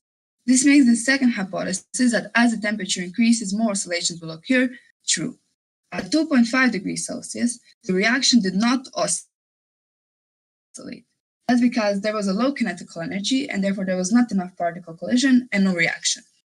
The total oscillation time at 22.5 degrees Celsius was 3,059 seconds, and therefore it was longer than the oscillation time at 42.5 degrees Celsius, which was 1,440 seconds. That means that my third hypothesis that as the temperature increases, the reaction will reach equilibrium faster is true. When talking about saturation, I'm talking about the saturation of the red color, and saturation is the intensity of the red color. The saturation decreased both at 42.5 degrees Celsius and at 22.5 degrees Celsius. At 42.5 degrees Celsius, the saturation change was minus 74, and the reaction was shifted towards products, which means that there was more products and higher saturation level. While at 22.5 degrees Celsius, the saturation change was minus 92, and the reaction shifted towards reactant. That means that there was less product, and since product is the one that gives the reaction a red color, there was a lower saturation level. That means that my fourth hypothesis that color intensity will decrease as the reaction reaches equilibrium true. I had to point at the envelopes that connect the highest and lowest saturation level, where you can see the decrease of the saturation more clearly. On this slide, I quantitatively proved that with no turbulence, the reaction will proceed at a localized fashion. The graph shows that the red line, which represents the reaction without turbulence, has a higher range of saturation than the blue line, which represents the reaction with turbulence. This happens because when there is no turbulence, the solution is not homogenized, and the reaction happens at different places spontaneously, which means that it has different saturations of red and therefore bigger saturation range, proving my hypothesis. In conclusion, all of my hypotheses were proven, so the time period decreases with increase in temperature. As the temperature increases, more oscillations occur. As the temperature increases, the reaction reaches equilibrium faster. Color intensity decreases as the reaction reaches equilibrium, and with no turbulence, the reaction proceeds at a localized fashion. At 2.5 degrees, the reaction did not oscillate because it had low kinetical energy. Therefore, there was not enough particle collision and no oscillation. The used literature. With that, I would like to conclude and thank you all for your attention. Okay, thank you very much for your report. We would like to move on to the clarifying questions from the opponent, please. All right, reporter, thank you for your report. I'd like to ask a couple questions of you. First of all, if you can go to your experimental slides later in the presentation, perhaps even slide maybe 13, 14. Yeah, these ones are good. So 14, can you go to slide 14 actually? What was your error in first of all, how many trials, how many repeats did you conduct for each data point? Yeah, so here I had a problem. You see, I didn't have repetitions, And I mean, my hypotheses were, I think that even if I had repetitions, the results would stay generally the same because my hypothesis, my results are correlating with the literature. But unfortunately, I didn't have enough finance for to get the enough amount of malonic acid that was needed for the repetitions. All right. If you can maybe go back one slide to slide 13. Over here, you can see a general linear increase with the oscillation period as the time continues. Why do you think this occurs? Yeah, I tried to find it in literature, but unfortunately, I absolutely could not find the answer to it. So I think that would be definitely something to research in my further research. Okay. And if you can go to slide 16 with the wavelength absorption curve. Yeah. So you're measuring, I assume, absorption right here? I'm measuring saturation. So, saturation? Yeah. I had a video of the chemical oscillator and I turned it into pictures and placed it into a computer program which calculated the saturation value. Okay. What are the units for your saturation? There was actually no unit. It goes to 250. Okay, so the range is 250 to 0? And this direction. Yeah, it is. Okay. And finally, can you go to slide 17?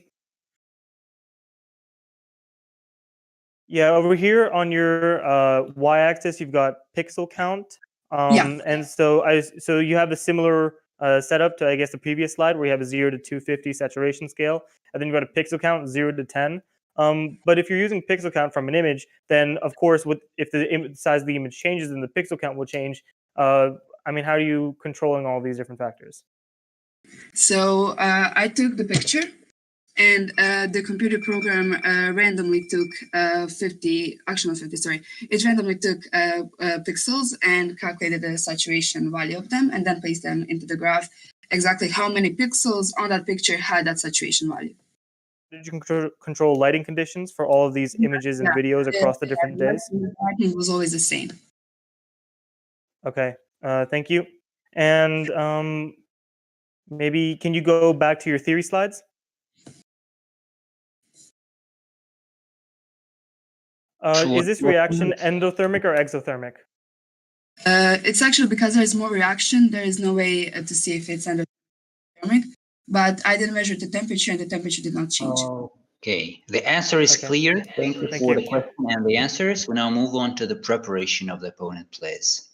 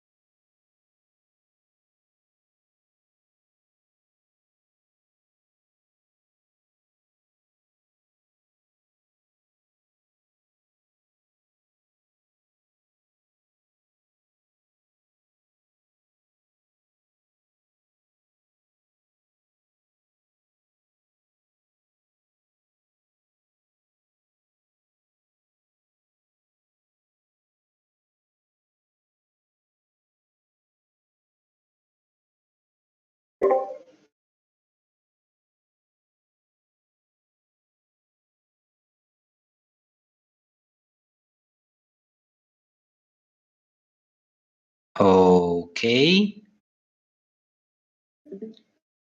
It's the time Can to you hear me start. and see me? Yes. Okay. So my name is Ekit Singhal, and I'll be doing the opposition to problem 14, chemical oscillators. Now, as you can see on the screen here, here's the task. They had to use a manganese catalyzed bromate malonic acid reaction and determine temperature and how turbulence affects the velocity of the chemical reaction, number of oscillations, and color intensity. And so they measured the oscillations of, in this case, in fact, saturation, not absorption. And I also think that perhaps they could have maybe looked at carbon dioxide production, and in turn, they had to look at the velocity, number of oscillations, and color intensity. So let's go. Now, I felt like their introduction was good. They had nice videos of what the reaction was.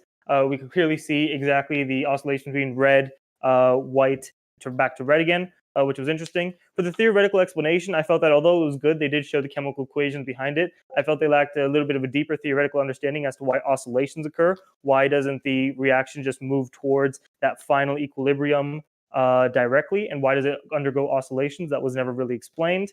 Their setup was good given the circumstances they were in. However, I do feel that perhaps the repetition, the number of trials they had was perhaps a little bit lacking, and they could have had a more robust setup to determine saturation. Same thing goes for the experiments. And in terms of data collection analysis, yeah, again, it comes back to the trials, comes back to the error that they might have experienced and how that functions. And finally, their conclusions were good for what they did. However, obviously, because of the previous errors, it may have been hampered. Now, the reporter went through various topics, which I commend them for in their explanation of theory experiments. They tested a couple of factors, which I felt were extremely relevant. They explained their own chemical oscillator, but again, that deeper theoretical understanding was something that I want to talk about in the discussion. They talked about chemical equilibrium and velocity of the reaction, which again, we're going to be talking more about. They had the correct chemical equations. They had hypotheses. And for saturation, I want to talk about more how they use their experimental setup to calculate this effectively, and their turbulence and how the homogenized reaction versus unhomogenized would have affected it. And finally, repetition. And finally, I want to talk about the linear increase in terms of oscillation period versus the time and their explanation behind that. So yeah, the discussion, as I said before, I want to talk about three main points: their theory for the reaction, their experimental setup, and possible error that they might have incurred, even though they didn't do multiple trials. So I would now like to welcome the reporter and perhaps start the discussion so that we can get as much in as possible. Okay, thank you very much for your opposition, and we move on to the discussion. A reporter, can you hear me? Yeah, I can hear. Okay, so if you can go to your theory slides initially. Please. Yeah, so you've got the chemical oscillators right there, and that's your general theory. And you state, maybe if you go to the slide after that, and you state that it is moving towards equilibrium. However, why do you think that it doesn't, for example, go through the dotted line? Why does it go through oscillations and not go to equilibrium directly? Okay. To be reaching equilibrium from the zero x-axis, but then going past equilibrium to another side, which doesn't make sense if you consider the first law of thermodynamics. Yeah, okay, so actually it's true equilibrium. This is just an example of a damped oscillator. So my chemical oscillator never goes to equilibrium because that would violate the law of thermodynamics. Michael, go to the reaction slide, please, so I can explain. Reaction? Yeah. So if you why doesn't it go exactly? Why does it go to equilibrium? Because the manganese 3 plus ions are that they are used to catalyze the making of bromine. Bromine is constantly regenerated, and then it's constantly reacted, and that's why it doesn't go to the equilibrium. Yeah, so I understand this, and I understand the chemical reaction behind it. But what I'm asking you is a chemical oscillator. So what was the color of when it finally ended? What was the color of the final equilibrium point? It was colorless. It was colorless, right? So your reaction goes from far from chemical equilibrium back through chemical equilibrium, far away from chemical equilibrium again. So the reaction is actually moving away from chemical equilibrium constantly throughout. And I'm asking you, what is your theoretical explanation for this occurrence? Okay, so again, saying the reaction does not go through chemical equilibrium. It does not go through chemical equilibrium before it finally reaches it. It just gets closer to chemical equilibrium. And that's because it's at the beginning, it is really, really far from chemical equilibrium. And because it's constantly regenerating, it takes some time for that energy to spend until it reaches equilibrium. Can you go back to your previous slide then? The one before? Well, over here, I mean, this is how chemical reactions occur. They have two separate points of equilibrium. They oscillate between the two before they finally reach a final point of chemical equilibrium. This reaction is based off of the occurrence from the Belousov-Zhabotinsky reaction, and that's how that one occurs too. So with the answer, I mean, what I was asking you, what I was trying to get you to come towards was that there are two preliminary sources of equilibrium, which they oscillate between, as seen in the Belousov-Zhabotinsky reaction. And then finally, there's a third equilibrium, which it goes to. But you know what? We can spend all day talking about the theory. However, I would like to see some of your experimental results too, so we can get to that in the discussion. If you could perhaps go to slide... all right. If you go perhaps to slide 13. Please, Marco. Or, yeah. So... yeah, over here, you said you can't explain the linear increase. Would you suggest that it perhaps has something to do with perhaps one of the reactants being used up, and therefore you would see a slower oscillations? Perhaps the malonic acid is being used up, and therefore you see a linear increase in oscillation period? Excuse me, can you repeat it, please? I didn't hear you. The linear increase in the oscillation, would you say that that could be perhaps explained by the using of the malonic acid, and therefore a slower reaction would take place as the reactants are used up? You know, I wouldn't, because until at least a half of reaction itself, it's actually, the trend is not linear. So it becomes linear after the half of the reaction, and I cannot find the explanation why it is not linear constantly. Okay, and one further question: how did you determine when the oscillation ended? Because if you saw a damping of oscillations, how did you finally reach that end if it was a gradual decrease? So in literature, it says that it needs to stop oscillating for 10 minutes. So there should be no color change for 10 minutes, but I waited 20 minutes just in case. So there was no change for 20 minutes, then the reaction stopped oscillating. Okay, and if you go maybe a couple slides later where you see the different temperatures and how they affect the total oscillation period. Marco, next one. Yes. Yeah, so here you give total oscillation time, whereas perhaps in your problem statement you wanted to look at total oscillations. So my question is here, is the total oscillation time different because the individual oscillation times were different, or are they different because you saw an increased number of oscillations? Oh, no, so you see, at 40, they are both different, but at 42.5 degrees Celsius, yes, there was a higher number of the number of oscillations because there was a higher kinetical energy, so therefore there was higher particle and more reactions, and therefore there was more number of oscillations. But okay, thank you. I'm sorry, we're out of time for the discussion. Thank you for the discussion report and the opponent. We now move on. We move on to clarifying questions from the reviewer, please. So let me start with the reporter. At first, I'd like you to go to slide 6, please. Marco, slide 6, please. So here you have the energy on the radical axis. As I understand, it's at a moment in time it becomes negative. What does it mean? It becomes negative. So this is just an example of a damped oscillator. The energy is actually. So do you mean that the energy becomes negative, or just the? Sorry, can you repeat? Your Balkan internet connection is low.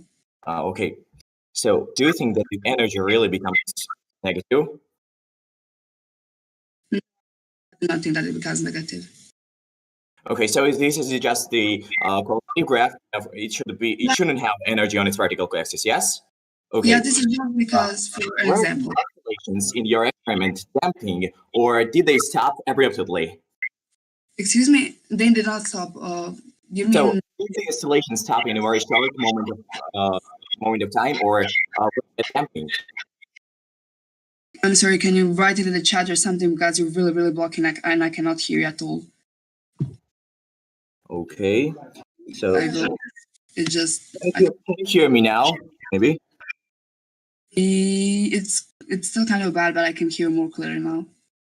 Okay, so can the opponent hear me? Because I'd like to ask this question for the opponent.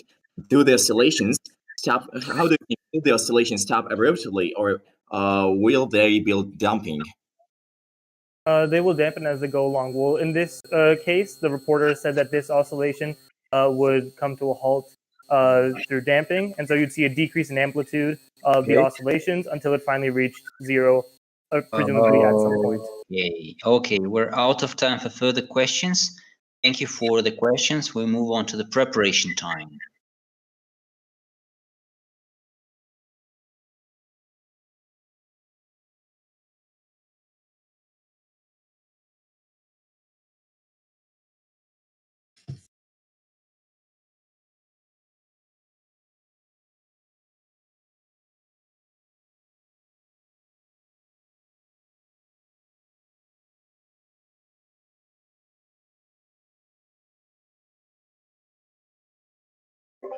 In the meantime, I ask Team Croatia to please type the name of the reporter.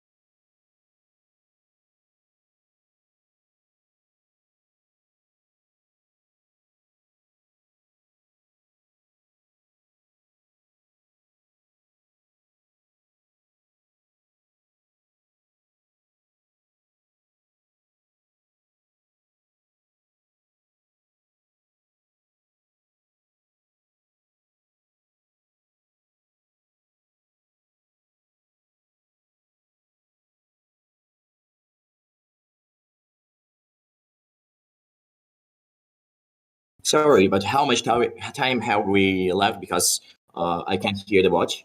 I can't see the 22 seconds. Okay.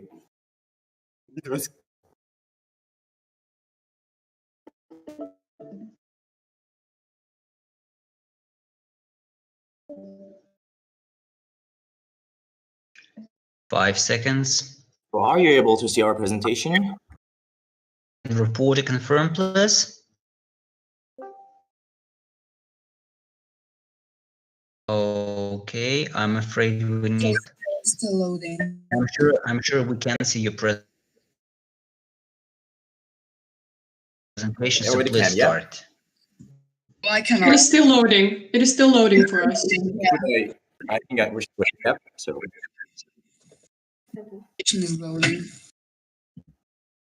Okay, we cannot give you too much preparation time, so I suggest that you start. Okay, so I'm gonna send this screenshot. Yeah. Thank you. Please start. So, I'm greeting you. My name is Nikolai Malsovi. I am the reporter. I'm the reviewer from Team Georgia, and today I'm going to be the reviewer for the problem number 14. Chemical oscillator. You all know the problem statement, so let us read the relevant parameters. Of course, the first one will be the rate of strain, which was mentioned in the inventor's problem statement. The second one, the temperature, and of course, the initial concentrations of the reactants. So here you can see the general relation of the report. The explanation of the phenomenon was actually higher than average because we saw that the phenomenon explained by the reactions, by the chemical reaction equations. We also saw the explanation of the fact that the reaction rate increases by the increasement of the temperature with the Boltzmann law. So, but actually, I missed the explanation of the reaction rate dependence on the stirring velocity. Then I'd like to say that the theoretical model wasn't lower, something but lower than average because the reporter didn't have any theoretical maybe formulas behind her explanation behind her hypothesis, and the experiments and the comparison was average because we actually see so many experiments, and qualitatively, the reporter explained all of them. So the strong points of the report are the explanation of the phenomenon, as I already said, and qualitatively talking about the reactions. She also explained the she also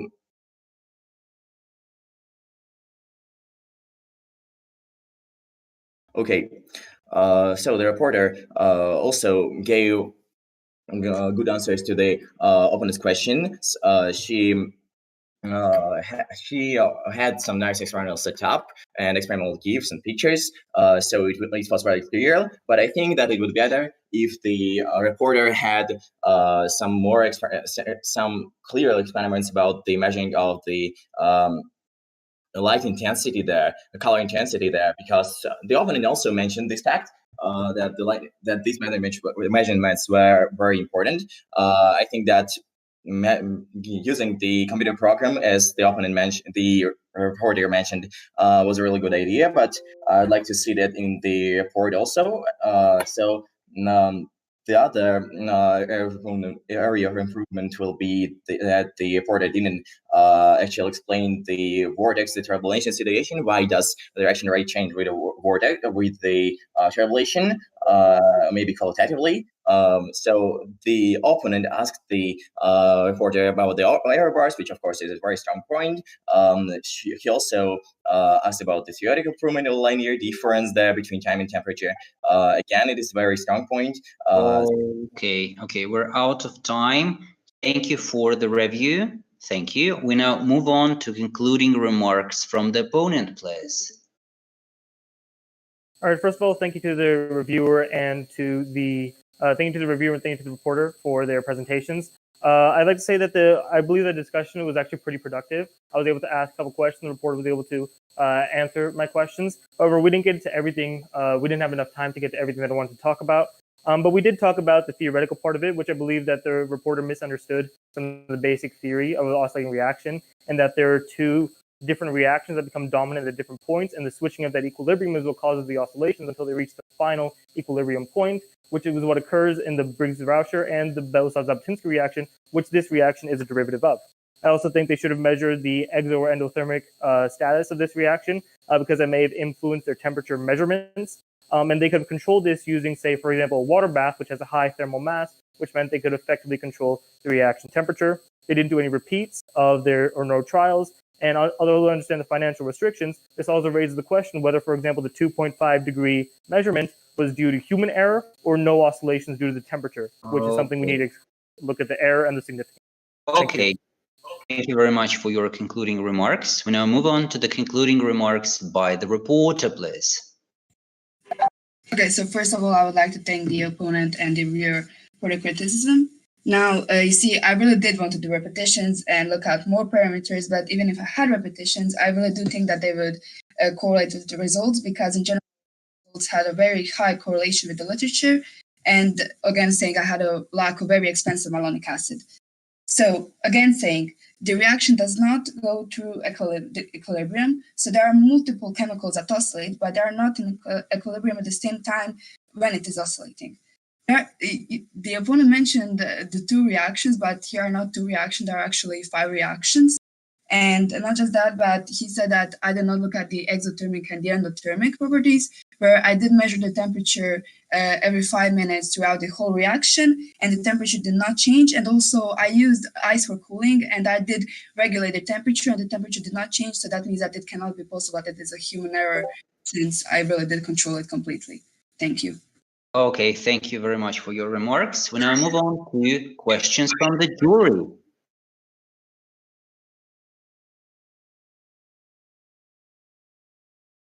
Okay, I will start. I want to ask a reporter to repeat the explanation of the setup for experimental part. Yeah, for the setup? Okay. Yeah.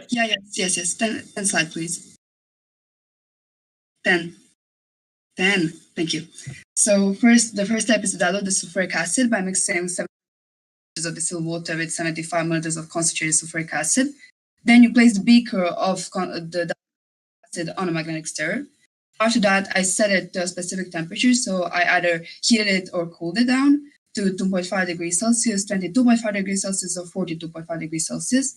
And I began the stir to mix the solution fast enough to form a vortex and added the malonic acid and potassium bromate. And then I either just added the manganese sulfate monohydrate, which is a catalyzer, which is added last because after the catalyzer is added, the reaction. Or I firstly turned off the magnetic stirrer, I did not turn it again, and I added the manganese sulfate monohydrate, which is a catalyzer. So in 4A, the solution was being homogenized, and in 4B, it was not. Okay, further questions, please?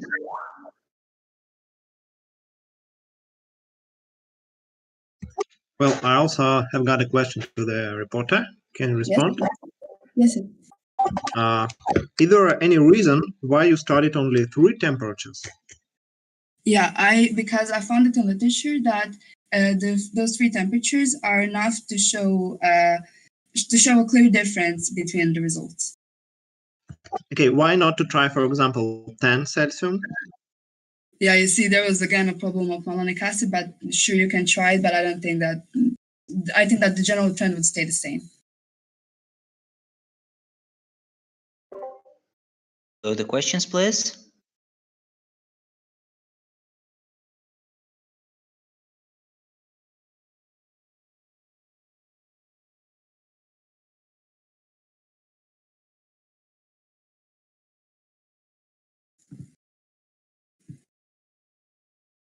Have some time for further questions in case other jurors have such questions.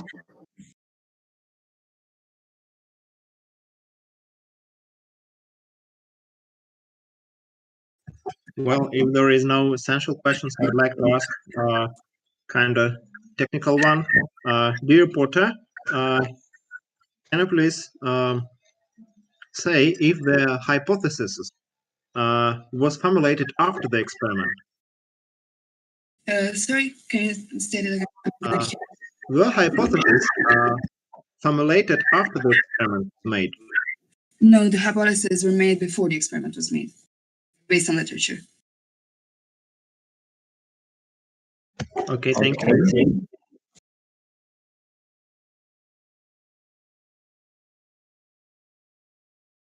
Okay. I have a question for the reviewer. The reviewer mentioned the speed of the turbulence, or the how fast it was being caused to rotate. So could the reviewer tell me, would you expect there to be a dependence on that speed? So you're asking me about the, will there be any dependence between the speed of steering and the reaction rate? Well, I think that there should be, because with no speed, because with no turbulence, we don't have the reaction rate is, as I know, slower, maybe.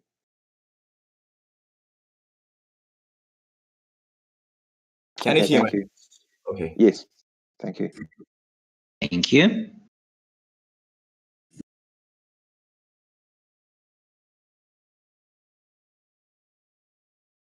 We still have time for one further question, but if jurors have no further questions. Just a question out of curiosity, if I may, to the reporter. Yes. The stopping of the oscillation would actually mean that the period would go to infinity. How do you expect the asymptotics of the period to behave if you had perfect conditions to study? Excuse me, the period here is kind of while it's oscillating. So it's from one red color to another red color, but until it stops oscillating. So when it stops oscillating, the period anymore because it's in chemical equilibrium. Got it. Thank you. Okay. Thank you. And we're just out of time for the questions. So let's move on to the grading phase. And I ask all jurors to please decide on your grades.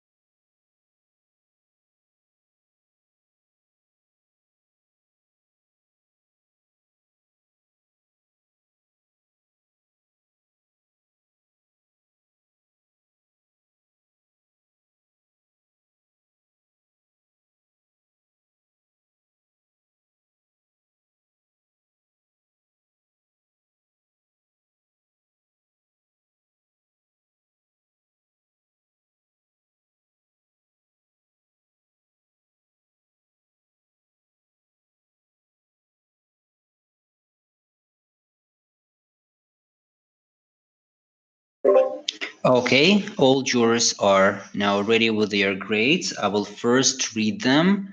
I will also type them, and then we will comment on these grades.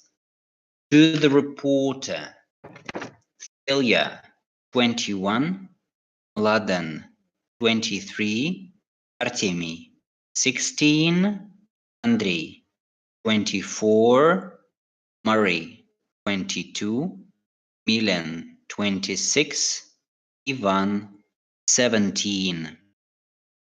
To the opponent, Ilya, 14, Laden, 17, Artemy, 15, Andrei, 16, Murray, 15, Milan, 13, Ivan, 12. To the reviewer, Ilya, 7, Laden, 8, Artemy, 7, Andrei, 9, Murray, 8, Milan, 7, Ivan, 6. Okay, thank you for the grades. If we look at the grades to the reporter, the lowest grade is 16 from Artemy. Yeah, again, I have the lowest mark for the reporter. Maybe because I have seen some, I was lucky and have seen some good presentations, but overall, I would say that this presentation for me was not as deep as it can be. So some hypotheses and some experimentals were too easy to explain and too easy to make with it something.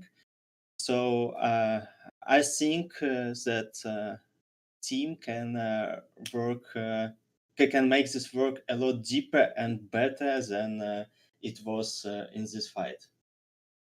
Okay, thank you.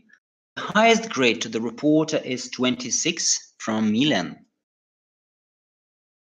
Yes, once again, I enjoyed that presentation, and not only because it was really well explained, with many details, exactly the specifics described of the experiment, but also I could see that the reporter was very well prepared to answer all the questions from the opponent and reviewer and to defend their own solution. I agree that maybe some of the explanations or experiment may seem easy, but I think in reality there were many parameters that they had to take care of, and they did a really good job. Thank you very much. Thank you. The lowest grade for the opposition was 12 from Ivan. Well, first of all, I may be sorry for being at the lowest part of the scale of marks today, but I think that neither the report nor the opposition were profound, and I think that the opponent was too focused on questions about the setup and the method used, and had no idea how to improve the report. And I think that the discussion the discussion was not very profound, and I believe actually that that was due to the problem itself is too difficult for the students. So sorry for my low marks. Okay. The highest grade for the opposition was 17 from Mladen. As I can explain, my partial grades are 2.5 for alpha, 2 for beta, 1.5 for gamma, and plus for delta. I believe that this is a fair grades on my scale, and I congratulate both the reporter and the opponent for their good work. I believe that more could have been done on the report, but this was a very good, otherwise satisfying from my point. Thank you. Okay. Ivan, would you please comment again very briefly on your 6 for the review? Well, the comment is kind of similar. I believe that there was almost nothing to review, but I add for that 1 point for a reviewer. but I still think that the review itself was rather average. Thank you. Andrei, your grade to the reviewer was the highest. It was 9 for review. Thank you.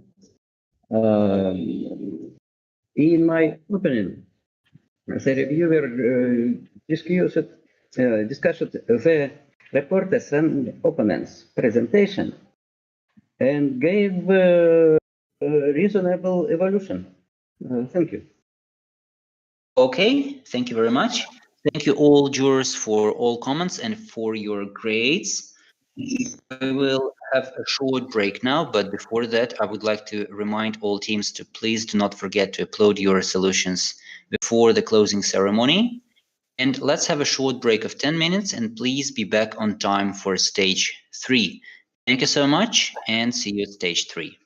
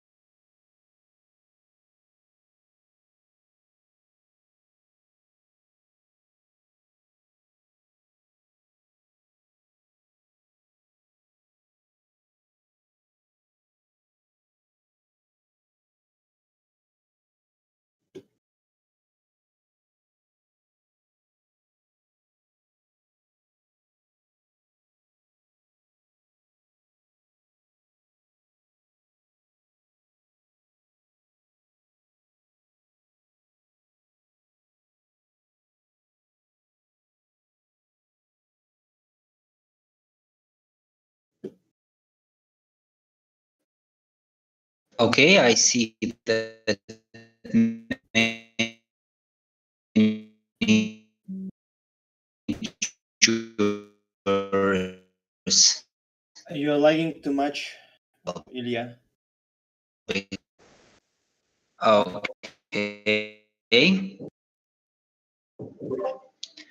Okay, now we have preparation time.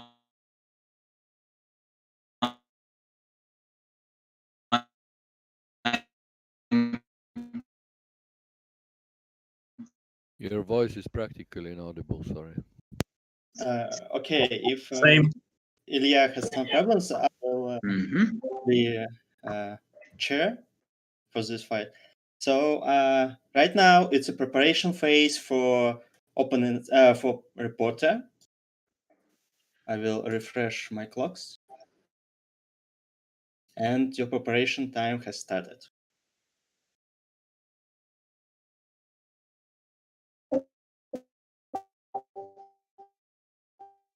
And don't forget to write down a reporter name, please. Is everyone here? Can you hear me? Yes, I can hear you, but your voice hear. a bit bad.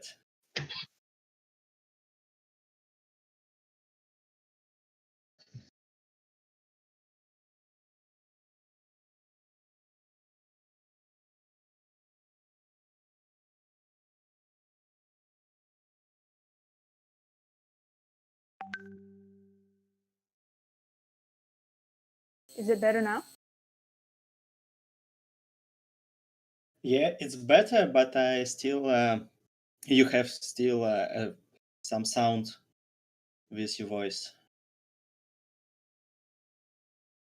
So like your microphone is not okay or something like this.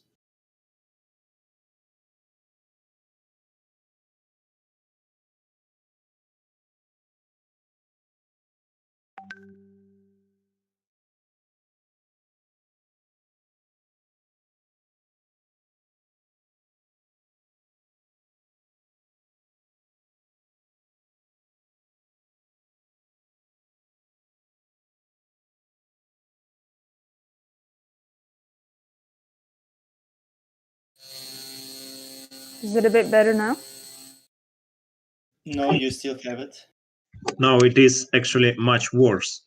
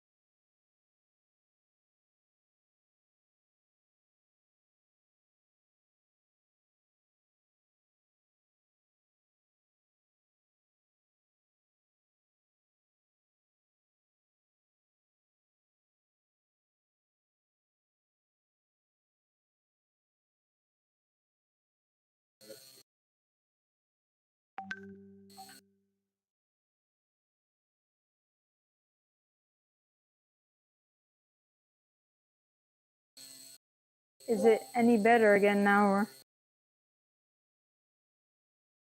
You have still the same problem and some echo. I can hear myself.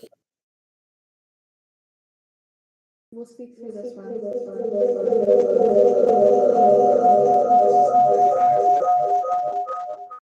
Now echo is even worse. Your preparation time is up, but since you have some technical problems, I think Ilya can give us some time to solve it.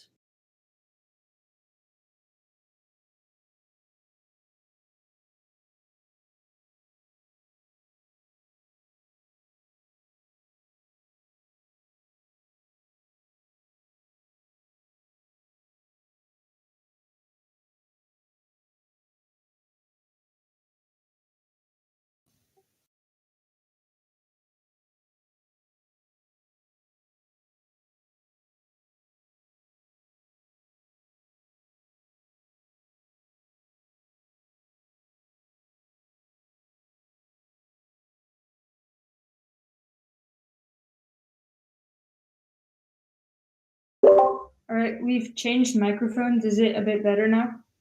Yeah, it's a lot better. Now you have to set up your screen sharing as soon as possible. We're sharing the video. Can you see the video? It should be sharing at the moment. Nothing is sharing right now. Through the No, webcam. the video stream. Okay, let me check. Yep, I can see it. Opponent's team and reviewer, can you see the webcam video? We can see the presentation. I can see it. Okay, we can start. Your time has started.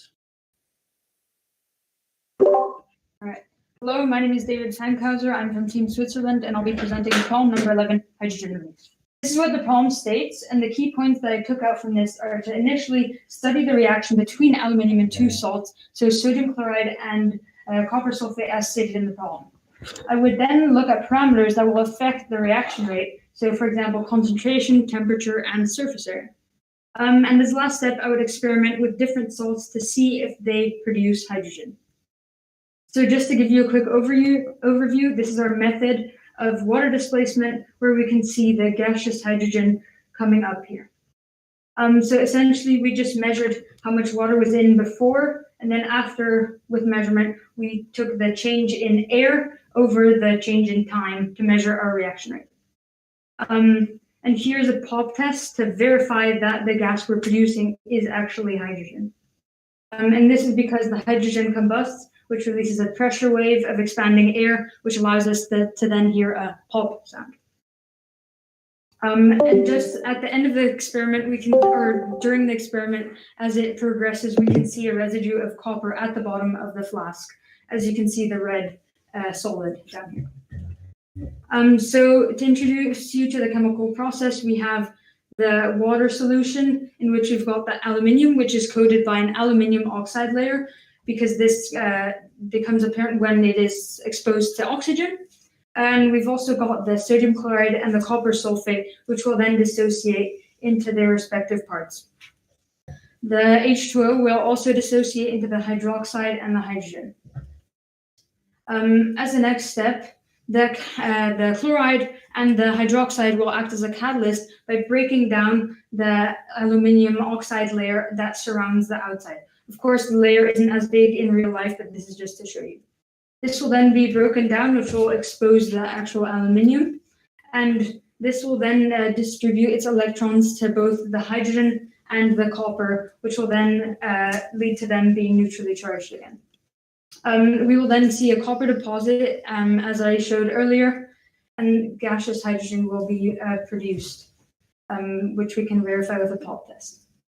The hydroxides will also attach to the aluminium, which will form the complex tetrahydroxodo-aluminate, a long word. So just to recap, this is the redox reaction with copper, where the aluminium gives electrons to the copper, which will then lead to the tetrahydroxodo-aluminate being produced, as well as the solid copper at the bottom of the flask. We also have the redox reaction with the H2O, which will lead to the same product, but instead of copper, we have gaseous hydrogen.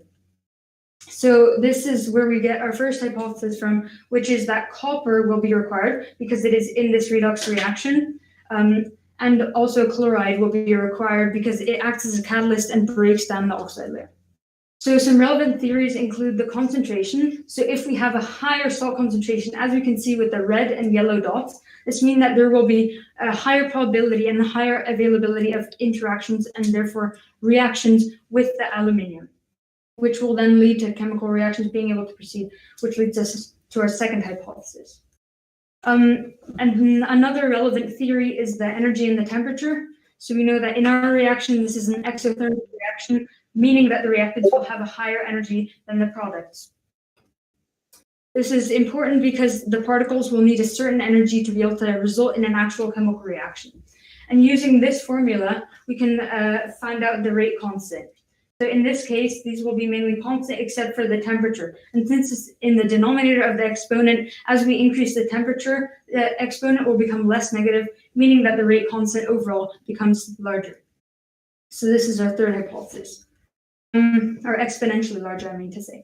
For our last theory, we have the surface area, meaning that we will have a higher area of interaction with the salt molecules and the H2O molecules, meaning that we will also have a faster reaction as the surface area increases.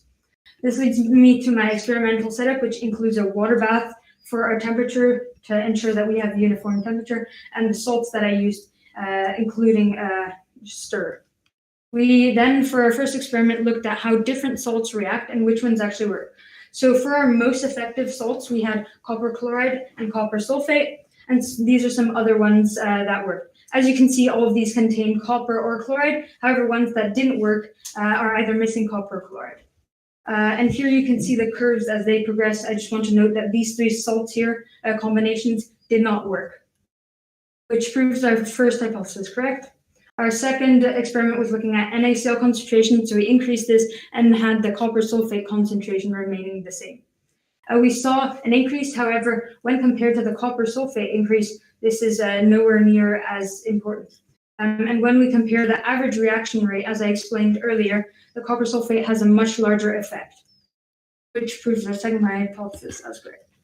Our third experiment was looking at temperature. We ranged this from 30 to 90 Celsius. And as we can see here, the plateau where no more hydrogen is released is reached a lot faster with higher temperatures. And this makes sense, as we stated this in our initial hypothesis, that we would have an exponential increase in the reaction rate. As well, we can see if we take the average reaction rate, it seems to be an exponential relationship. And for our last experiment, we decreased the surface area of our aluminium foil by folding it and looked at how the reaction progresses.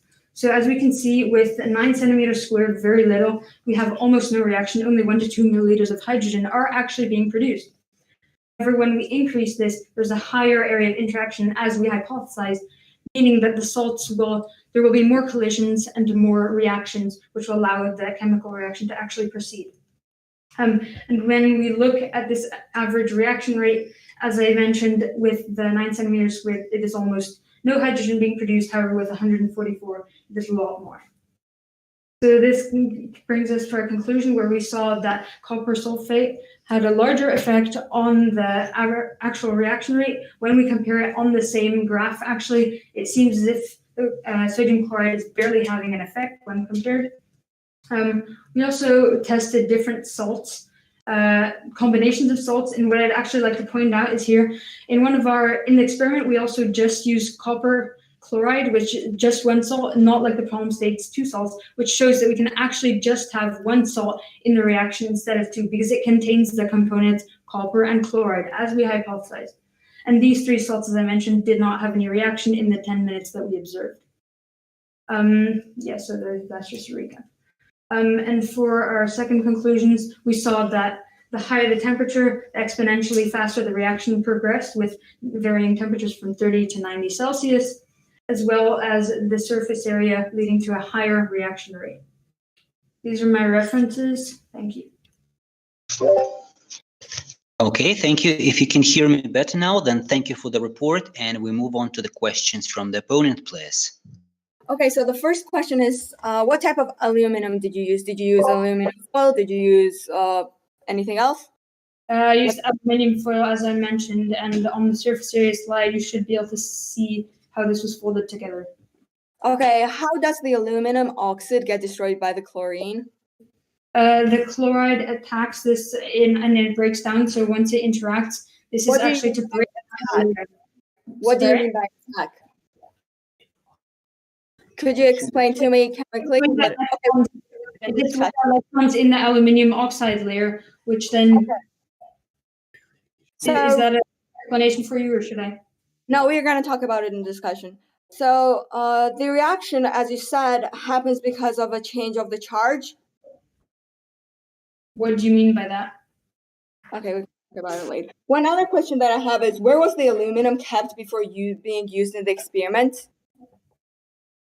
We just cut out an area and then we had it externally just, okay. Do you think it would make a difference in the experiment? By doing what? If we changed where it was kept? Yes, if you changed where the aluminum was kept for the experiment. No, I don't think so, because then an aluminum oxide layer will form anyway if it's exposed to oxygen at any point.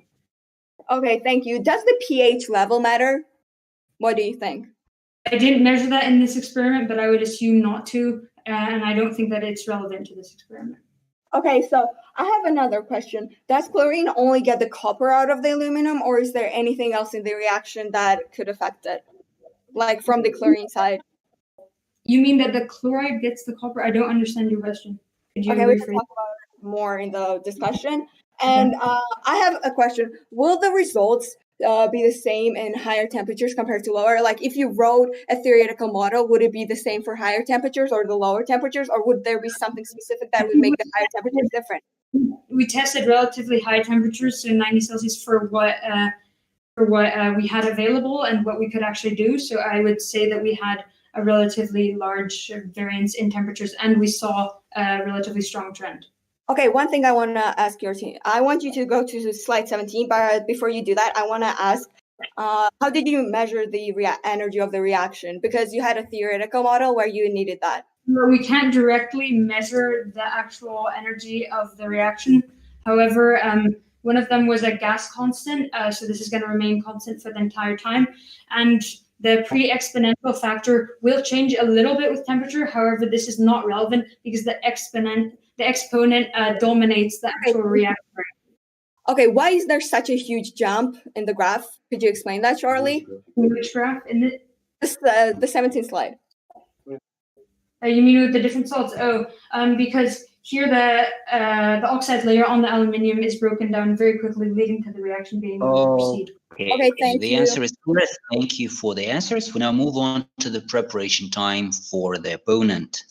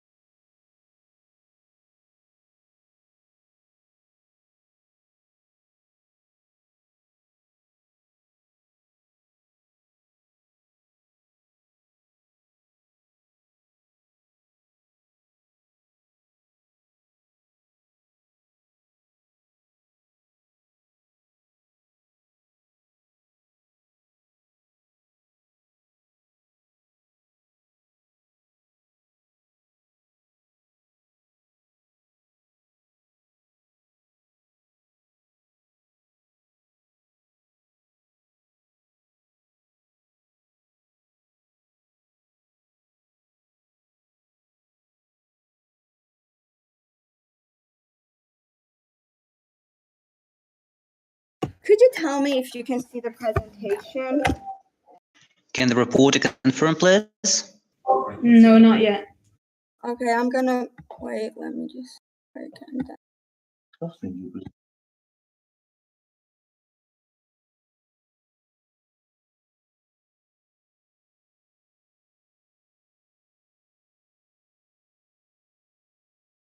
I suggest that you start your stream. You can also drop I screenshots. recorded my stream for you to be maybe able to see it now. Is it visible? Yes, and yes, and I think you can start now. Okay, so hi, my name is Nene Joania. I am from Team Georgia, and today I'm going to be the opponent to the problem number 11, which is hydrogen release. We all know the problem statement, so I'm not going to say it again. I'm just going to go to for what I think, from my point of view, are relevant parameters, which is the temperature, initial concentrations, different salts, and aluminum surface area. Now, let's talk about the general evaluation of the report. I'm sorry, the timer is still on the waiting time. It's not on the presentation time. Okay, thank you. So the general evolution of the report. So let's start with the explanation of the phenomena. I thought that it was average. There are things that could have been done better, but I'm going to talk about them later on. The theoretical model was also average, and the experiment setup was one of the most fascinating things of the problem, because I felt like the experimental setup was so well done, but the comparison and the if we take the experiment and the comparison together, it was slightly, I would say, average. So now let's talk about the reporter. I'm going to start with strong points. So first of all, they had a stable experimental setup, as I already said. The theory wasn't necessarily connected to the experiment. They had a normal chemical theory that wasn't necessarily used in the experiment later on. They talked about different salts, but didn't necessarily do an experiment on different salts, because from what I saw, they had two main salts that they did the experiment on while only talking theoretically about the others. And they proved the phenomena experimentally, which means they released the hydrogen. And they talked about the aluminum area, which is actually one of the most important parts of the problem for me. But one thing that I'll say is that the way from my point of view, again, consider the aluminum area important wasn't necessarily matching to the way they considered it important, which is something that I really want to talk about in the discussion, because I feel like it's one of the most important and interesting parts of this problem. Now let's talk about the areas of improvement. They didn't change the pH levels and also said that it wouldn't matter, which in my opinion it would, because first of all, the pH levels would somehow affect the way the aluminum oxide is gonna get destroyed. So I feel like in a way it would either speed up or slow down the reaction. They said that the theoretical model wouldn't change for different temperatures, which I disagree with, because when the temperature is high, obviously the water will evaporate, which means that there's going to be a lower concentration of water in the reaction, which is something to take into consideration for sure. They didn't invest the copper on aluminum situation, and what I mean by that is obviously when we have copper in the liquid solution, there's going to be copper that gets on the aluminum, closing its pores, not only on the on the floor of the whatever they used. And one thing that I want to talk about is they considered chlorine as a catalyst, and I want to talk about that slightly more in this discussion because that's slightly questionable. They didn't measure different salts and didn't have an experimental side of the different salts and didn't consider the salts themselves as a relevant side, which in my opinion, it does make up most of the problem and does change the problem into a way that it should be considered as a relevant side. And one thing that I want to talk about deeply is the copper on the aluminum situation. So you have copper that obviously gets on the floor of whatever they use, but it's also going to get on the aluminum, closing its pores. So meaning the hydrogen release is going to get harder. So what I want to talk about is, did they investigate that, or did they just skip out on that step? And now let's talk about my discussion topics, which is temperature and condensation, also temperature and evaporation of the water on high temperatures, because I think that the theoretical model will be built differently on high temperatures compared to the lower temperatures. I want to talk a little bit more about the aluminum surface area because it's, as I said, an interesting topic. I want to talk about concentrations and speed and how stable that's going to be. And I want to talk about the system as something other than static, because the problem never is that it should be static. And I feel like there are a few things that could be solved in the problem if we take the system not as something that is static. So let's go over to the discussion then. Okay, thank you for your opposition. Let's move on to the discussion. Okay, the first thing I want to ask is the whole entire high temperature situation. I asked you a question whether high temperature would make a difference because obviously the water is going to be able to evaporate quicker, but what temperature would you consider as high? For sure. I mean, you had 50 centigrade and 90 degrees Celsius in your graphs, and that I would consider as a high temperature because, first of all, the room temperature is 20, and compared to 20, obviously 90 is a lot. So, sorry, can you just repeat what your point is? I don't exactly understand. You told me that there would not be a difference in the theoretical model or in the experiment because of the temperature, and I disagree with that. And I disagree with that because the water is going to evaporate, making... Our water was not at boiling point yet. The boiling point lies at 100 degrees Celsius. And if there was any evaporation, it was very, very... it doesn't have to be at a boiling point to evaporate. Yeah, but then it was very, very, very minimal points. And I mean, this is the minimal points between 20 Celsius and 90 Celsius. Obviously, there's gonna be a difference, right? And how did you keep the temperature so constant? Why was it 90 degrees? How did you get 90 degrees Celsius so constantly? We had a water bath, which was maintained at 90 degrees to ensure that all of the ingredients or the reactants inside of the flask would remain at 90 degrees Celsius. Okay, so the next topic I want to talk about is the aluminum surface area, which initially what I want to say about this is when you have the copper in the solution, obviously some of the copper is going to get on the aluminum, meaning it's going to close its pores, meaning the hydrogen release is going to get harder. Did you investigate that? Could you elaborate on what you mean by closing its pores? Okay, so obviously there's like little spaces between the molecules of the aluminum, and those are the things I meant as pores.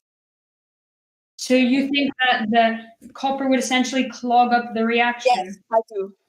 No, the copper, as you could see there, was not actually dissolving onto the aluminium. It deposited. I never said that it would dissolve. I would say that because of its mass, it would get not only on the floor, but also on the aluminum, which is above the floor. So obviously, it would get to the aluminum first, and then to the floor of whatever you used.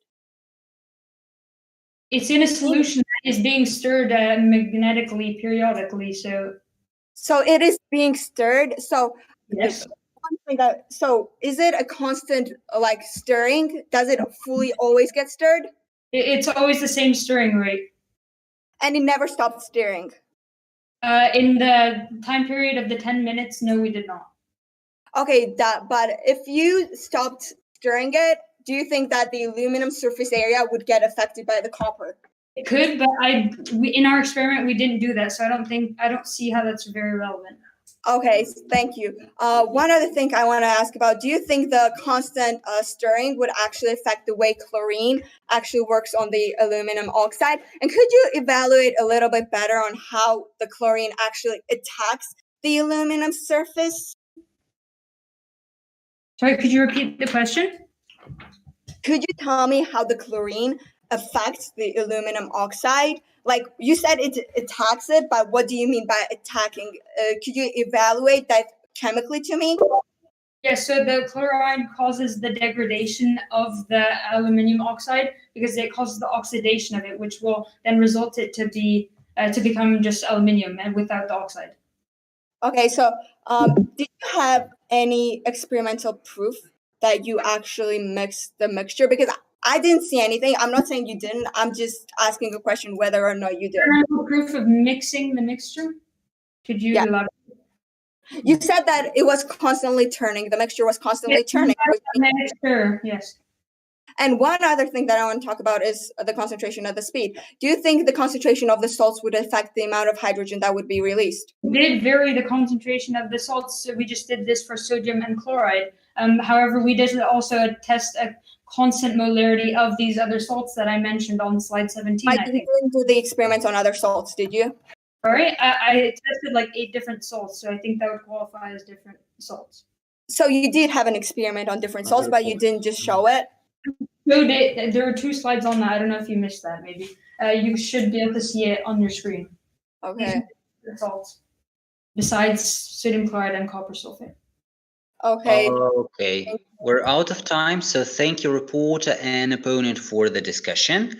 Now move on to clarifying questions from the reviewer. Okay, can the reporter hear me? Yes, I can. Okay. You didn't show any concentration difference with the solutions that you used. Am I correct? What do you mean? I varied the concentration of the sodium chloride and the copper sulfate from 0.1 moles to 1 mole. So I did vary the concentration. Okay, and go right that slide. Why are all error bars the same? They're the same. They're a standard deviation. Okay, but you didn't mention any repetitions in your experiment. For each of these. So this is an average including standard deviation of 3 trials. So you made error bars with only 1 repetition? No, 3 trials. Okay, and can you please go back to the slide where you explained the phenomenon at the very beginning of the presentation? Yeah.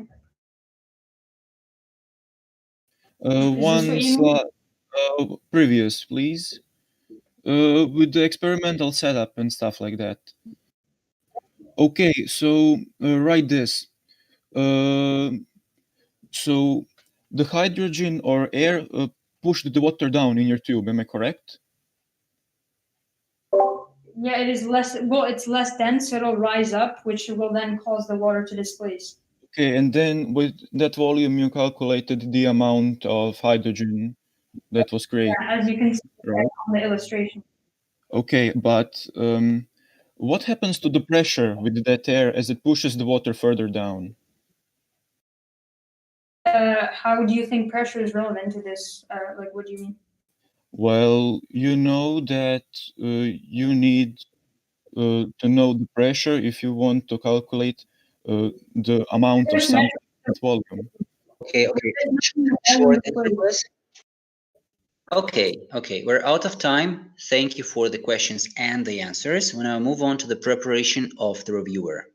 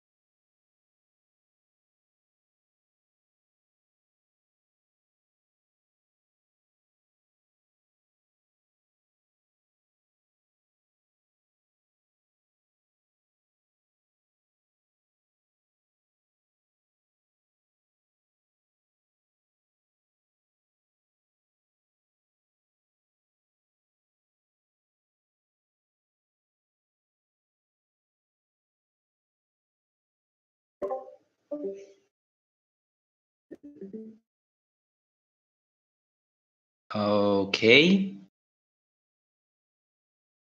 It's the time to start. Okay, hello everyone, I'm Marko Drozik from Team Croatia, and I'll give you a review of report and opposition of problem 11, hydrogen release, starting with the reporter who straight up went to the point of his study. But he only experimented with 2 salts and had quantitative results, but then said experimenting with different salts. He talked about residue of copper. He showed us the residue of copper, but didn't prove that it was actually copper. And in his chemical process, he explained the redox reactions and the charge, which the hypotheses were based on. He had unclear effect of temperature and correlation with energy, which opponent later asked, and didn't measure the pressure in the water bath, which is important parameter, which could have affected the volume of the hydrogen. He also failed to notice that the pressure of the gas changes, so volume isn't a good measurement for tracking this reaction because they don't have a relation that they can use to incorporate pressure change into their model. He had error bars, but did not state from how many repetitions were they derived from. And later on in my questions, he said that it was 3. He said that the reaction was exothermic, but didn't check or measure the temperature because he used the water bath, but he right now isn't sure if the temperature was the same. All in all, the theoretical introduction was very good, but all other points of presentation, analysis of the problem to the conclusion were okay and had a little bit room of improvement. As for the opponent, in clarifying questions, she asked about source of aluminum, and that was not explained in the report. Also, she asked about change of charge, area, or aluminum foil. pH level and energy reaction measurement. She noticed that there was no theory and experimental site for more than 2 salts, and we agree that there is a large error in that, but missed a few large errors in the experimental setup. For example, the pressure, which I stated earlier, the repetitions, and concentration points. She stated that temperature dependence is important, unlike what the presenter stated, and we strongly agree with that point. As for the discussion, first they discussed the high temperature, if the high temperature makes a difference. Exactly, does 90 degrees Celsius make the water significantly evaporate?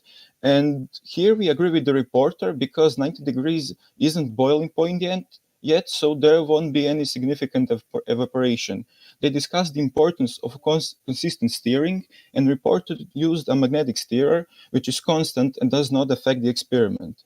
They questioned if they had quantitative proof of homogenization of their solutions and constant of mixing, which in our opinion were great discussion points. And all in all, they covered presentation very well and great questions were asked. And all in all, it was a very productive discussion in our opinion. Thank you for your attention. Thank you very much indeed. We now move on to the concluding remarks from the opponent, please. Okay, first of all, I'd like to thank everyone for this interesting fight. What I want to mention is that I do think that the temperature and the pH levels do matter. Also, when I asked about chlorine not being a catalyst, I didn't get an answer from the reporter. And I feel like if it was a catalyst, I wanted an explanation of why it wasn't a catalyst. Also, one thing that I want to talk about is the aluminum not being isolated before the experiment, which in my case, which in my point of view does make a difference because the wall of the aluminum might actually get damaged and might get more easily destroyed. One thing that I want to talk about as well is that the reporter actually said that we needed a copper for every single experiment, which I disagree with because I feel like there's no need for copper if we just have a metal that is weaker than aluminum and that is soluble with the chlorine, because that is initially what the problem actually means. And I also did talk about the concentration in the discussion, which the reviewer said I didn't. And one thing that I want to say is the graph should have been about velocity and time as well. Thank you for your attention. Thank you very much. Thank you. Now move on to the question, to the concluding remarks from the reporter, please. I'd also like to thank the opponent and the reviewer for their remarks. I felt that it was a relatively productive discussion and allowed me to clarify some things that maybe weren't entirely clear. I felt that some of the questions by the reporter were a bit irrelevant and I didn't understand quite how they tied in. I would also like to clarify as well that the pH did change as a result of our salts changing and the concentration changing. And I think the reviewer had mentioned that someone had mentioned that we used only 2 salts. I explained earlier that we used 8 salts, and just a point related to the water displacement setup. Our hydrogen will push against the atmospheric pressure that is present on the Earth and then cause the water to displace. I hope that clarifies it a bit. And I thought, yeah, there's a few points that were valid, and I hope that I was able to explain a bit more what happened in my experiment and why I did certain things. Thank you. Thank you very much indeed. We now move on to questions from the jury.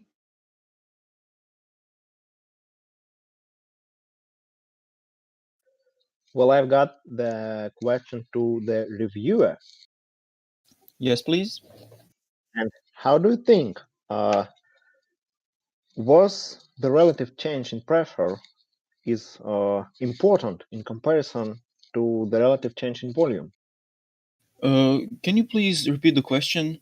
I didn't hear everything. Ask the reporter about the pressure. Was it constant? And I ask you, how do you think? Was it important when we speaking about the relative changes in pressure and in volume? Yes, I believe it is very important because we calculate the amount of something, we calculate moles of certain matter, certain substance with the pressure, and if pressure constantly changes, or in this case rises, I believe that we cannot get an accurate result from that. I see. Thank you. I have a question for the opponent. The opponent was asking quite a lot about evaporation, and if my understanding of the setup is correct, there was a sealed system. So Could the opponent tell me where would the evaporated water go?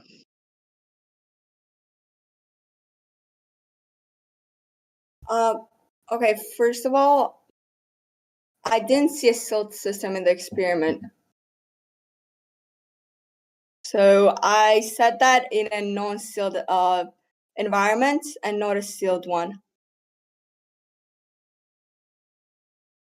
Okay, thank you. I also have a question for the reporter.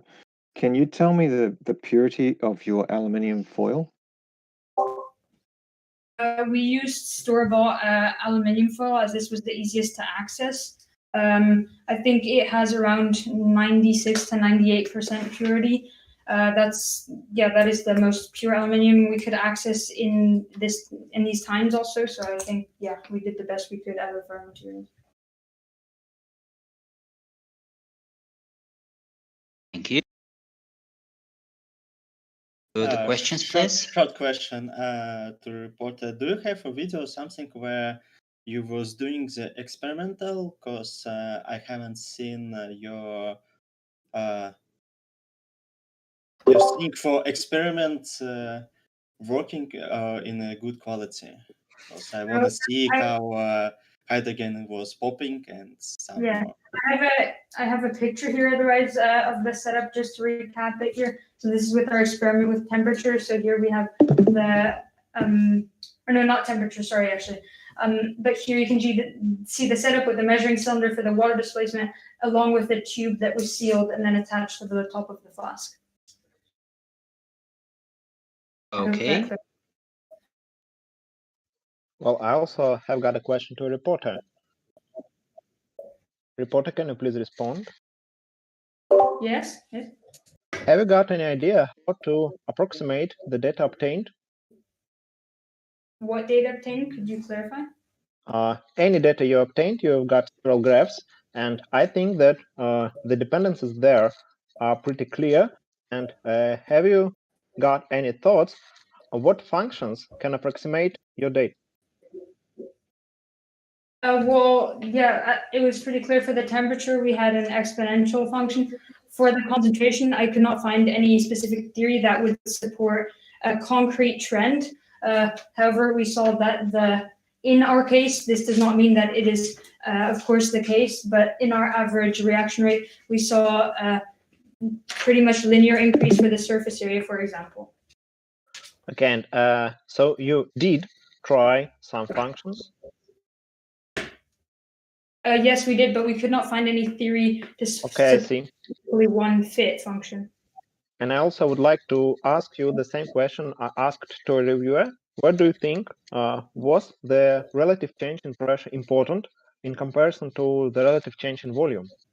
No, I do not think it is important because as the pressure increases, so will the volume.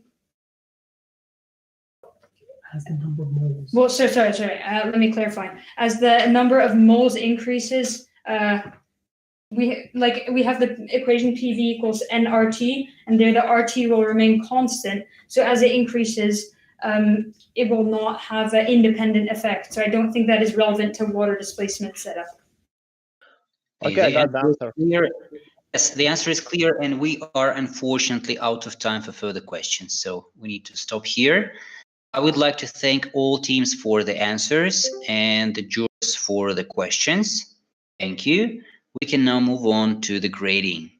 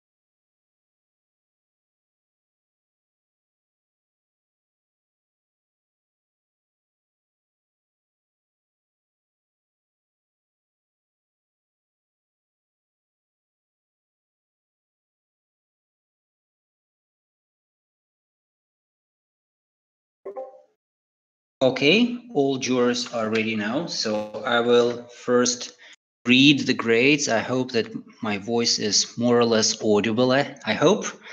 And then I will also type them, and then we will comment on these grades. To the reporter, Ilya, 23, Mladen, 23, Artemy, 19, Andrei, 23, Murray, 22, Milan, 24, and Ivan, 24. To the opponent, Ilya, 16, Mladen, 12, Artemy, 14, Andrei, 17, Murray, 17, Milan, 16, Ivan, 14.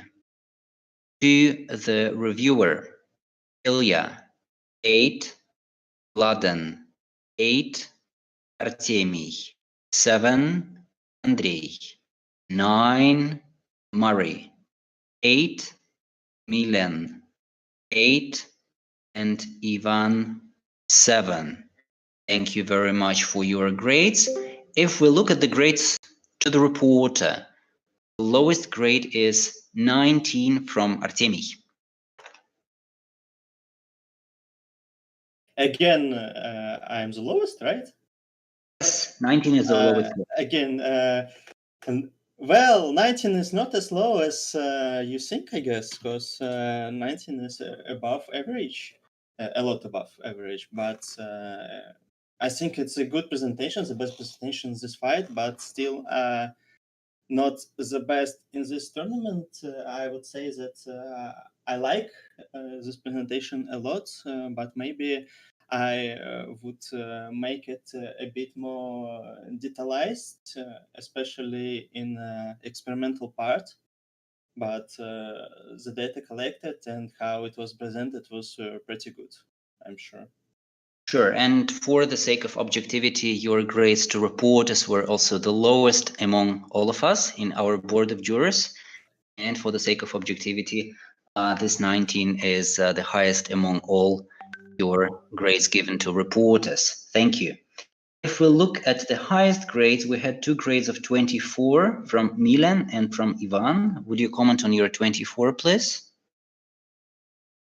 Yes, sure. I'm happy that for the third time in this final, I have the highest score, and I really believe that the 3 teams absolutely deserve such high scores.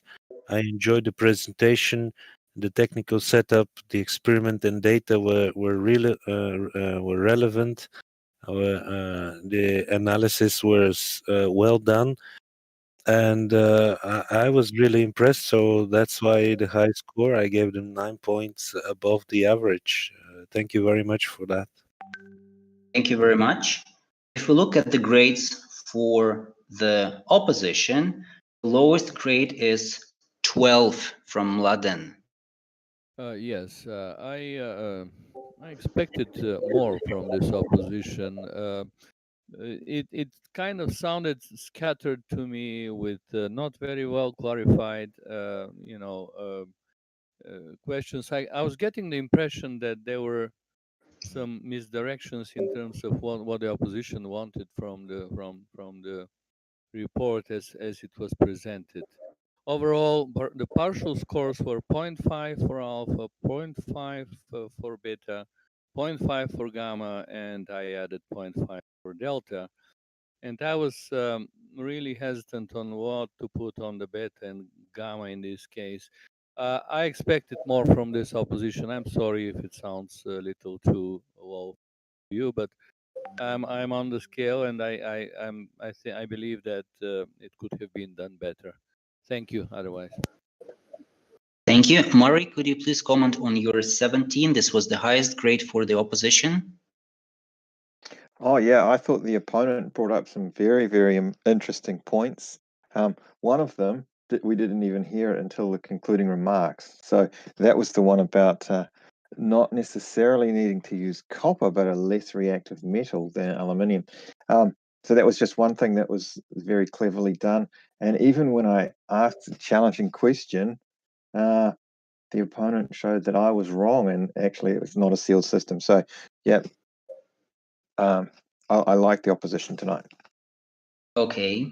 The grades for the review were very close from all jurors. If possible, can we hear a very short comment from Ivan about your 7? Well, I think that the review was quite well. I liked the clarifying questions even more than those from an opponent. But I think that some weak points that were mentioned was kind of relevant. That's why I subtracted some points. Thank you very much. And a very short comment from Andrei about your 9 for the review.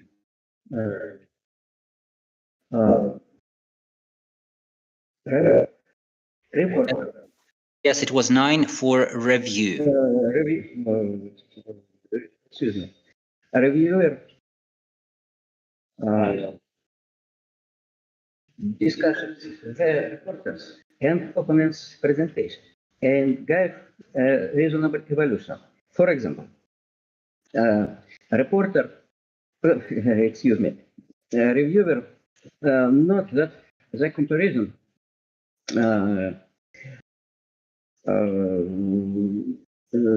in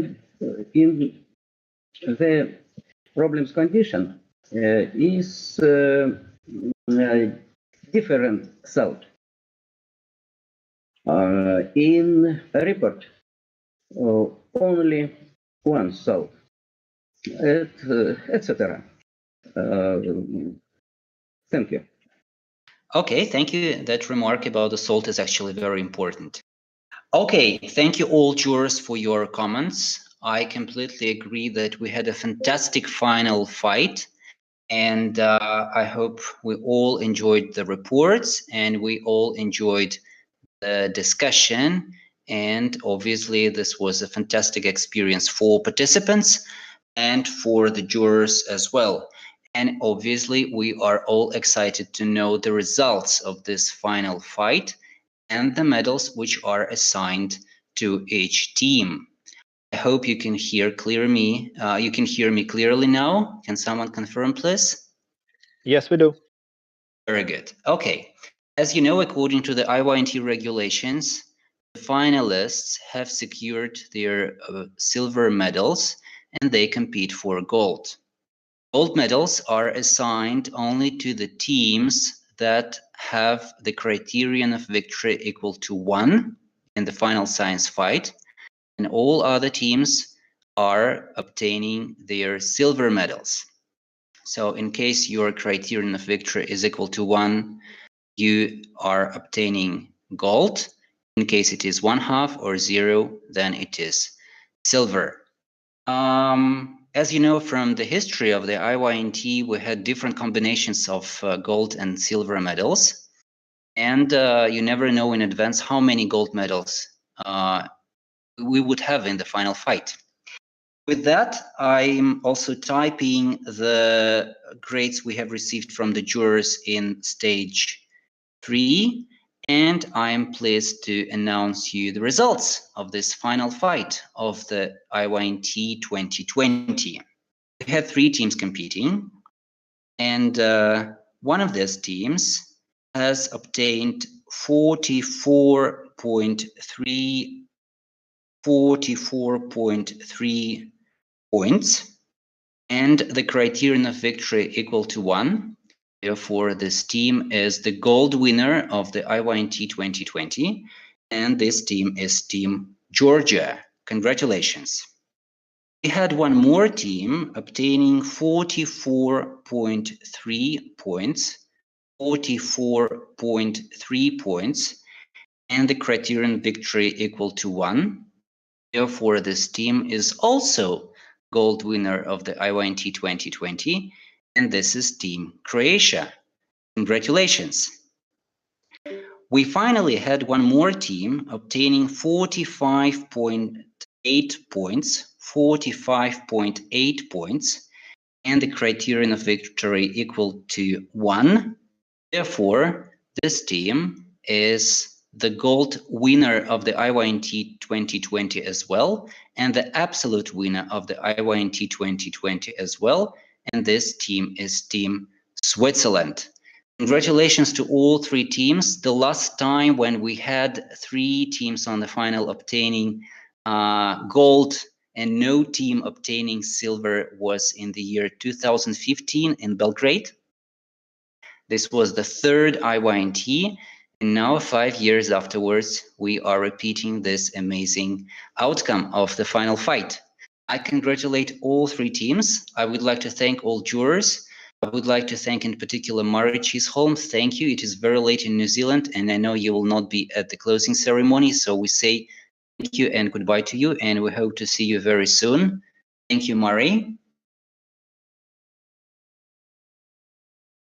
Thank you, Ilya. And Thank you so much. yeah, I'd like to congratulate all the teams again. This final fight was just fantastic, and I didn't guess that Switzerland had come out on top. But I can say that throughout this tournament, when I've watched really strong presentations and oppositions, I've kind of compared them to my own teams from the past. And yeah, I'm looking at these teams this year and thinking these guys are really, really good. So yeah, well done. Well done. Thank you once again, Murray. Thank you. Okay, I would like to thank all jurors. In case we have any good encouraging words from the jurors, you can say them now, or instead you can say them at the closing ceremony, because we will either way have time for feedback and comments from different people. Well, I've got a comment on particularly these 3 teams as their finalists. Throughout the whole tournament, I missed some thorough thinking through reports, and this fight was the only fight I found such thinking through. And I want to thank Switzerland team for them to be very confident in every detail in their report, and that's why I think that Switzerland team really earned its gold medal. Okay. If there are no comments from other jurors, then I would like to thank you once again for being with us in this final fight. We now have a break of 55 minutes, and then please be ready for the closing ceremony, which will start at 14:30 p.m. Moscow time. And we will invite very few people to the voice channel, and we ask the majority of teams and jurors and visitors and observers to please view the closing ceremony on YouTube live stream. Thank you very much. I close this fight, and goodbye. See you soon. Thank you. Thank you. Applause to all.